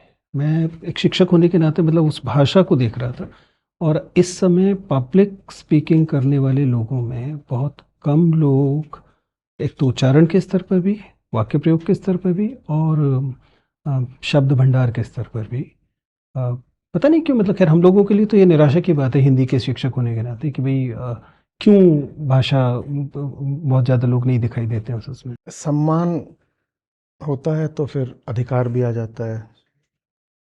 क्योंकि भाषा को सम्मान नहीं है तो इसीलिए भाषा पर अधिकार भी नहीं है। जैसे रिश्तों में होता है ना, आप किसी को सम्मान देते हैं तो उसके ऊपर आपका थोड़ा अधिकार भी बन जाता है घर में। तो हिंदी भी ऐसी ही है, जब हम उसको सम्मान नहीं देते तो फिर हमारा भाषा पे, लैंग्वेज पे कमांड भी नहीं होता। यही होता है ज़्यादातर। तो उसको तो मतलब हम काम चलाऊ की तरह ही इस्तेमाल कर रहे हैं हिंदुस्तान में। कीमत भी हमने बहुत दी है। जैसे हम अभी YouTube के कॉन्टेक्स्ट में बैठे हुए हैं, तो जो पूरा चैनल ही है उसमें टाइटल, थंबनेल, जो नीचे विवरण होता है पूरा, वो सब कुछ देवनागरी में ही रहा है। हिंदी तो फिर भी चल जाती है, दुर्दशा देवनागरी की है। देवनागरी की तो खैर मतलब ये बात सच है। मतलब हम लोगों ने कई बार इस बात को समझने की कोशिश भी की है, बल्कि मैं तो क्लास में चूंकि पढ़ाता भी हूँ तो इस बात पे बार बार चर्चा करता हूँ कि भाषा तो चलिए, फिर भी आपके पास एक राजनीतिक वरदहस्त पोस्ट इंडिपेंडेंस आपको मिलता है तो है, लेकिन पिछले 20 सालों में देवनागरी लिपि उसके साथ कई स्तर पर गड़बड़ हुई है। खासतौर से सोशल मीडिया आ जाने के बाद हम लोग बिल्कुल शुरुआती लोगों में थे जिन लोगों ने ये ब्लॉगिंग शुरू की थी, तो तब हिंदी की ब्लॉगिंग, तो उस समय हम लोगों ने इस बात को देखा, तो लोगों ने कहा कि रोमन में लिख दीजिए, रोमन में लिख दीजिए। वो फिर आपको खुशी होगी इस नाते, जो हमारी अपनी ऐप है जिसमें हमारे गीता और बाकी सब कार्यक्रम चलते हैं, उसमें 90% जो सामग्री है हमारे द्वारा पोस्टेड नहीं, जो यूज़र कंटेंट है वो सब देवनागरी में होता है। अच्छा, यूजीसी देवनागरी में है? अभी अब सब देवनागरी में करते हैं। और इतना ही नहीं है, यूट्यूब पर भी अगर आप हमारे वीडियो देखेंगे या पॉडकास्ट देखेंगे तो उसमें आपको लगभग आधे कमेंट देवनागरी में मिलेंगे। ये मैंने बहुत मेहनत कर करके उनमें ये बात जगाई है कि अगर तुमको रोमन करनी है तो फिर अंग्रेज़ी भी करो, देवनागरी में। और अगर तुमको हिंदी में लिखना है तो रोमन में मत लिख देना। तो ये बोलते बोलते बहुत बार करते करते कई सालों में जा करके ये थोड़ा उनमें एक इंटरेस्टिंग एस्पेक्ट अब तक आपसे बातचीत करके जो मुझे महसूस हो रहा है, और मेरे अंदर का हिंदी शिक्षक जो है वो बहुत पुलकित हो रहा है इस बात को लेकर, वो आपकी भाषा को लेकर है। हम हिंदी के शिक्षक अक्सर अपने स्टाफ रूम्स में, अपने पास पड़ोस में बहुत बेचारगी से देखे जाने वाले व्यक्ति होते हैं। लेकिन खैर, मतलब मैं किसी सहानुभूति के लिए, हमदर्दी के लिए नहीं कह रहा हूँ, लेकिन मैं आपकी भाषा को लेकर मेरी टीम ने काम किया, मैंने काम किया, आपके तमाम तो नहीं लेकिन बहुत सारी चीज़ों को सुना। उससे पता लगा कि बहुत कम पब्लिक स्पीकर्स इस समय ऐसे हैं जो आपके स्तर की हिंदी भाषा का इस्तेमाल करते हैं। मेरे हिंदी के विद्यार्थियों के लिए भी और अन्यथा भी मैं जानना चाहूँगा कि इसका आपको ये कैसे लगा कि ये वाली हिंदी, पहले तो हिंदी और दूसरा ये वाली हिंदी जिसका आप इस्तेमाल करते हैं, ये आपके लिए उपयुक्त माध्यम होगा? क्योंकि अगर आप उस ब्रांड IIM वाली दिशा से सोचें तो हमेशा से कहा गया कि अंग्रेजी वालों की परचेजिंग पावर ज़्यादा है, उनका इंटेलेक्ट लेवल पता नहीं क्यों मान लिया गया कि ज़्यादा है। तो अगर आपकी क्लाइंटेल वह है तब तो आपको उनकी भाषा में बात करनी चाहिए। क्यों आपने चुना? व्हाट वाज द, अगर मैं IIM वाली भाषा में कहूं तो, अपनी इस ब्रांड सिचुएशन को या अपने आप को इस तरह से, ब्रांड को इस तरह से लोकेट करने का आपने क्यों सोचा? और क्या स्रोत है आपकी भाषा के इतने प्रांजल होने का? सबसे ज़्यादा ज़रूरत ही हिंदी वालों को है, तो उन्हीं की भाषा में तो बात करनी पड़ेगी ना। सोचना क्या है, जिनसे मुझे बात करनी है, जिन्हें मैं सबसे ज़्यादा लाचार और व्यर्थ ही बेसहारा देखता हूँ, वो सब हिंदी वाले ही हैं, तो मैं उनसे कैसे अंग्रेज़ी में बात करूँ? आप उसी बेचारगी के साथ विचारों को देख रहे हैं क्या? इससे क्या लाभ आपको, मतलब आप पहली बार नहीं कर रहे हैं, मतलब हम जानते हैं कि बुद्ध ने पाली को चुना था, तो कोई हैरान करने वाली बात ये नहीं है, लेकिन फिर भी आप इस निष्कर्ष पे कैसे पहुंचे कि सामान्यतः? मैं देखता हूँ उनको ना, मैं देखता हूँ उनको, तो मेरा दिन रात उन्हीं से संपर्क है। मुझे जिनसे बात करनी है, अगर मैं उनसे अंग्रेज़ी में बात करने लग जाऊँ तो आधे नहीं तो कम से कम तिहाई लोग तो गायब हो जाएंगे, जिनको समझ में भी आएगा। बात उनके दिल को वैसे नहीं छुएगी जैसे हिंदी छूती है। तो मरीज़ के हिसाब से ही तो दवा देनी पड़ती है ना। ऐसे समझिए कि आप हिंदी में बात कर रहे हैं, ये बात ज़्यादा लोगों तक पहुँचेगी, और संख्या की भी बात नहीं है, उन तक पहुँचेगी जिन्हें सबसे ज़्यादा ज़रूरत है। सबसे ज़्यादा बंधन में दुनिया भर में शायद आज हिंदी भाषी है। अगर आप पूरी दुनिया को देखें तो उसमें मानव विकास के सूचकांकों पर सबसे जो पिछड़ा हुआ देश है, 10-20 देश वो आप लेंगे तो उसमें भारत भी आता है। डेफिनेटली। और भारत में आप सबसे पिछड़े हुए क्षेत्र को खोजेंगे तो आप आ जाते हैं उत्तर प्रदेश, बिहार, हमारा पूरा जो हिंदी प्रदेश है। तो इनसे ही तो बात करनी पड़ेगी ना। ये लगभग 70-80 करोड़ लोग हैं और ज़्यादा हैं, 100 करोड़ ही होंगे लगभग। इसमें मैं उनको भी जोड़े ले रहा हूँ जो थोड़ा सा हमारी पश्चिम की ओर, मैं गुजरात को भी जोड़ रहा हूँ, मैं महाराष्ट्र को भी जोड़ लूँ, हिंदी वो भी समझ लेते हैं। तो उनसे उन लगभग 100 करोड़ लोगों से अगर बात करनी है तो आपको हिंदी ही रखनी पड़ेगी। हाँ, वो बात आपकी बिल्कुल ठीक है कि उनकी कोई परचेजिंग पावर नहीं है तो आपको उनसे बिना किसी तरह की आर्थिक अपेक्षा करे अपनी बात उनके सामने रखनी पड़ेगी। उनके फिर जो गुंजाइश पड़ती है, जितना जिसके सामर्थ्य में आता है, उतना वो फिर स्वैच्छिक रूप से कभी सामने रख देता है, नहीं रख देता है। ज़्यादातर लोगों तक तो देखिए हम जो पहुँचते हैं, वो सोशल मीडिया के माध्यम से पहुँचते हैं। ये 150 किताबें हो गई हैं, पर ये 150 किताबों की, और ये खूब महीने में करीब कितनी कितनी किताबें हैं, 25-50 हज़ार, और ई बुक्स मिलाकर कितना हो जाता है, 60-70 हज़ार किताबें हैं जो ये जा रही हैं महीने में। और एक वीडियो चला जाता है मिलियन में, 10 लाख से ऊपर, तो वो फिर वीडियो निःशुल्क है। ये वाला जो हिस्सा, चूंकि सोशल मीडिया पर हमने बात शुरू की थी, संयोग से पहुंच नहीं पाई, इसमें ये जो जिम्मेदारी का भाव है वो आप तक कैसे है, किस रूप में प्रकट होता है कि अगर 5 करोड़ या 4 करोड़ या एक बड़ी संख्या वो उन फॉलोअर्स की है जो आपकी तरफ देखती है, ये एक तो जाहिर है कि ये भी एक परेशानी की बात है कि आजकल के बहुत सारे लोगों में ये दर्प पैदा करता है, घमंड पैदा करता है, मैं हूँ वाला वो जिसके बारे में उनका ये दावा भी होता है कि भाई इतनी मेहनत से हासिल किया है, क्यों ना करें। लोग, पैसा कमाने वाला अपने पैसे का दर्द करता है, ज्ञान वाला ज्ञान का करता है, तो मेरे पास यही है फॉलोअरशिप, इसका क्यों ना करूं। नहीं, कुछ हासिल किया हो तो ना घमंड करें, कुछ उसमें ऐसा हासिल हो नहीं गया है, वो लेकिन सिर्फ एक आंकड़ा है। लेकिन ये विनम्रता आती कहाँ, मतलब आप कैसे इसे साधते हैं? विनम्रता नहीं है, तथ्य है। विनम्रता तो तब हो जब मेरे पास हो और मैं कहूँ अरे नहीं नहीं, ये तो भगवान की कृपा है, मैंने क्या किया है। ये सिर्फ एक आंकड़ा है, लोगों ने सब्सक्राइब बटन दबा दिया है। मुझे ज़िंदगियाँ बदलनी है, वो 5 करोड़ में से 1% की भी नहीं बदल गई हैं, तो मैं काहे के लिए गर्व करूं कि मैंने ये कर लिया, वो कर लिया। शुरुआत हो रही है बस अभी, बहुत समय लगता है। पहले वो आकर के वो बटन दबाएगा, जब वो बटन दबाएगा तो शुरू में एक आध दो शॉर्ट्स उसने देखे, उसको ठीक लग गया, या हमने प्रचार करा था उसने कहीं देख लिया तो बटन दबा देता है। उसके बाद वो 6 महीने साल भर तक बटन दबाने के बाद उसके पास शॉर्ट्स आ जाते हैं तो वो उसको देखता है।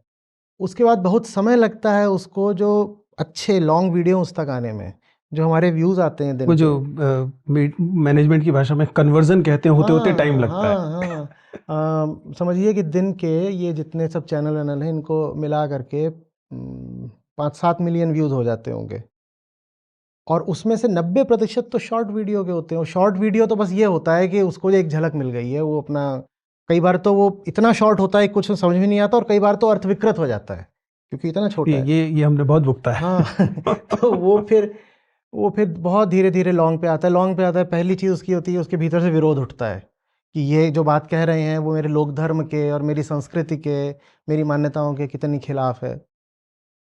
4-5 साल लगते हैं उसको फिर आ करके शिक्षण कार्यक्रम में सम्मिलित होने के लिए, और इस कार्यक्रम में आने के बाद फिर 2 साल और लगते हैं कि अब वो कहता है कि ज़िंदगी के निर्णय बदलने लग गए हैं, मैं वो इंसान नहीं हूँ जो मैं पहले हुआ करता था। तो कम से कम 5 साल और शायद 7-8 साल इतना लगता है। कुछ होंगे उसमें थोड़े विशेष किस्म के जीनियस, मेधावी बालक। हाँ, मेधावी बालक जिनको 2 ही साल में हो जाता होगा, पर मैं मानता हूँ 5 साल। तो अभी ऐसा कुछ हासिल करा नहीं है कि उस पे दर्प वगैरह करा जाए।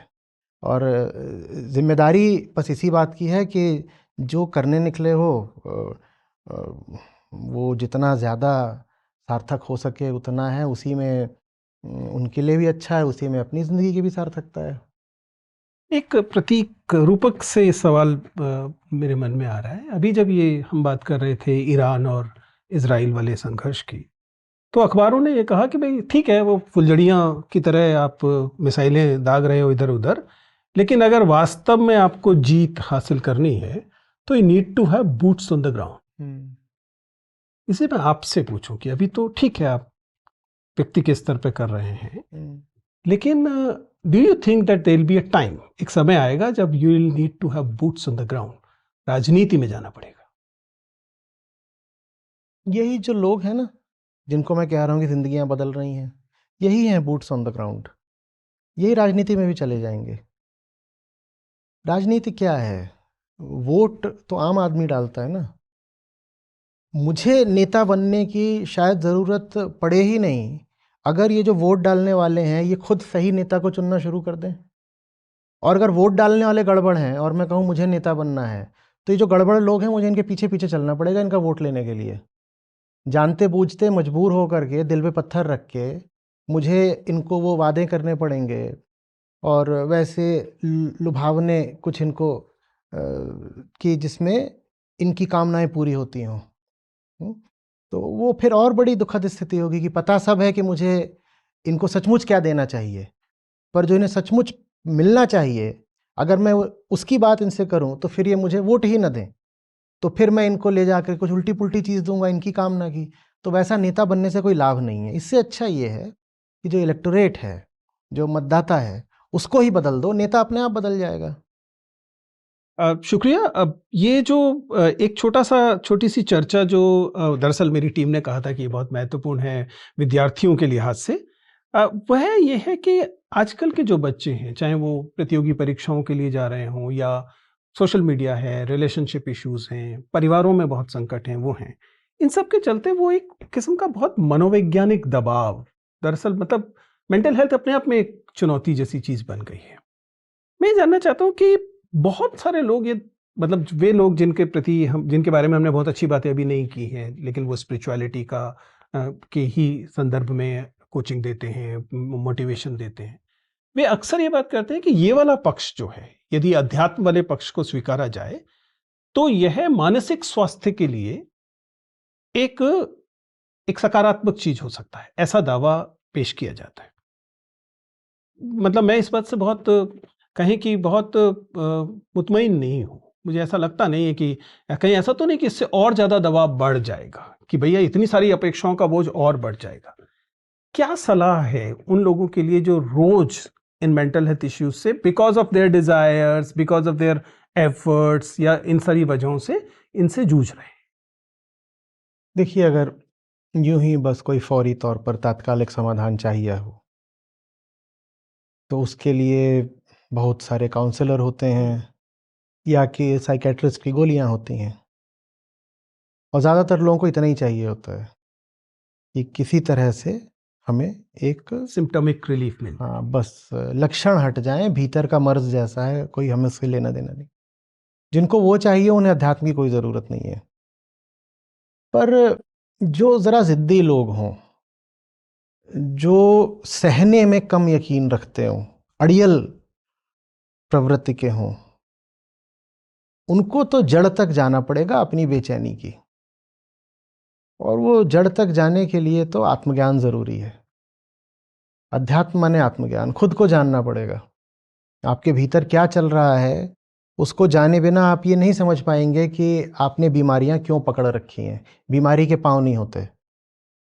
बीमारी खुद नहीं आती, पहले तो हम उसको उठाकर लाते हैं और फिर हम उसको बाँध कर रखते हैं। तो मैं कौन हूँ और किस वजह से मैं बीमारी को बाँध कर रखे हुए हूँ?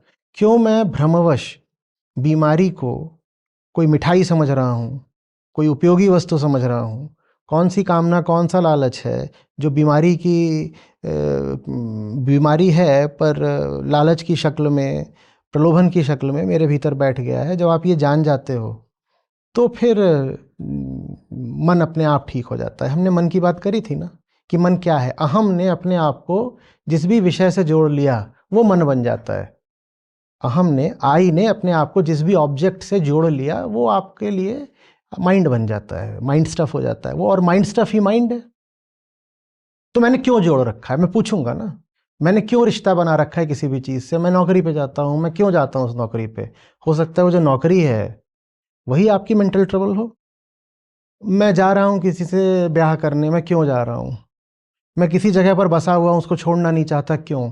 फलाने किस्म के कपड़े क्यों पहनता हूँ? कहीं से मुझे न्योता आया है शादी पर आ जाओ, मैं मना क्यों नहीं कर पा रहा हूँ?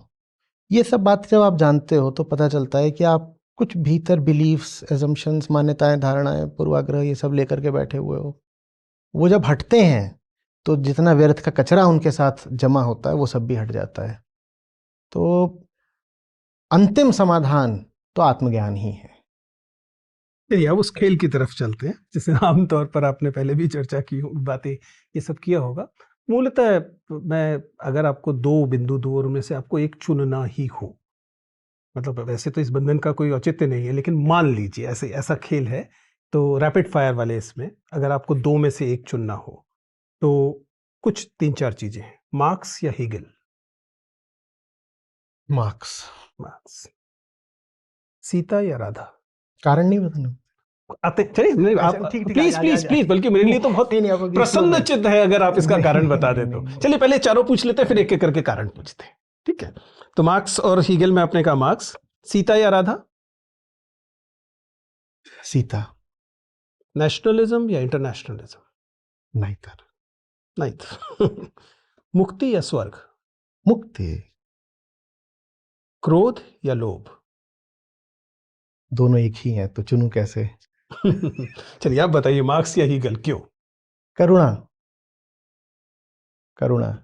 लेकिन मार्क्स द्वंद्वात्मक भौतिकवाद की बात बिल्कुल, करते हैं और वो बिल्कुल, द्वंद्वात्मक dialectical अध्यात्मवाद की बात बिल्कुल करते हैं। बिल्कुल डायलेक्टिकल मटेरियलिज्म है, ये सब है, ठीक है।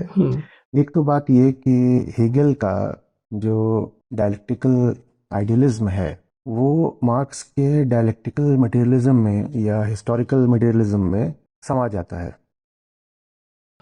मार्क्स शुरू में खुद हेगेलियन थे और हेगल की बात को फिर उन्होंने विस्तार दे दिया, तो इस तरह से हेगल लगभग मार्क्स में समा जाते हैं। जो दूसरी बात है बहुत महत्वपूर्ण, वो है कि जिस वर्ग विहीन समाज की, क्लासलेस सोसाइटी की मार्क्स ने बात कही, उसमें मात्र दर्शन नहीं है, में दर्शन से आगे मानवीयता भी है। मार्क्स में एक ऐसी चीज है जो पाश्चात्य दर्शन में बहुत ज्यादा पाई नहीं जाती, पर भारतीय दर्शन में आधारभूत होती है, कंपैशन। और शायद यही वजह है फिर कि 150 देशों तक उनकी बात पहुंच भी पाई, आज भी प्रासंगिक है। तो इस नाते मार्क्स। हाँ, अब उनके दर्शन में आज हम बहुत सारे छेद तलाश सकते हैं और हमें तलाशने की जरूरत भी नहीं है, वो काम दूसरे विद्वानों ने खूब कर रखा है। तो नहीं, लेकिन आप तो मुक्ति की बात कर रहे थे, फिर सीता का जो बद्ध प्रेम है वो आप राधा से ज्यादा महत्वपूर्ण क्यों मान रहे हैं? राम की गुलामी ही मुक्ति है। कबीर कुत्ता राम का, मुतिया मेरा नाम। आप कह रहे थे ना समाज सुधारक हैं कबीर, अरे वो पहले राम के कुत्ते हैं, वो कहते हैं कबीर कुत्ता राम का, मुतिया मेरा नाम, गले राम की जेवरी, जित खींचे तित जाऊं। तो राम की गुलामी को ही मुक्ति कहते हैं, इसलिए सीता। और जब मैं यहाँ पर कह रहा हूँ राम, कि राम की गुलामी ही मुक्ति है, तो वहाँ हमें याद रखना होगा कि राम शब्द के कम से कम 4 तलों पर अलग अलग अर्थ हैं। और मैं पसंद करता हूँ कि मैं जो उच्चतम तल है उसको ही चुनूँ। और उच्चतम तल पर राम वही हैं जो वेदांत में ब्रह्म है और आत्मा है, परम सत्य। राम ब्रह्म परमार्थ रूपा। तो मैं उन राम की बात कर रहा हूँ कि राम की गुलामी ही मुक्ति है, माने अहम आत्मस्थ हो जाए, यही मुक्ति है। तो उस अर्थ में मैं कह रहा हूँ। थैंक यू आचार्य जी, आपसे बात करके मैंने बहुत कुछ सीखा है और मैं उम्मीद करता हूं कि हमारे दर्शकों को भी इस वार्तालाप से ज़रूर कुछ हासिल हुआ होगा। आपको इस तमाम सवालों में जो हमने पूछे थे, कहाँ बेचैनी हुई है, कमेंट करके बताइए और हम लोगों तक पहुंचाइए। हम कोशिश करेंगे आचार्य जी तक पहुंचाने के लिए। आपका बहुत बहुत शुक्रिया। धन्यवाद।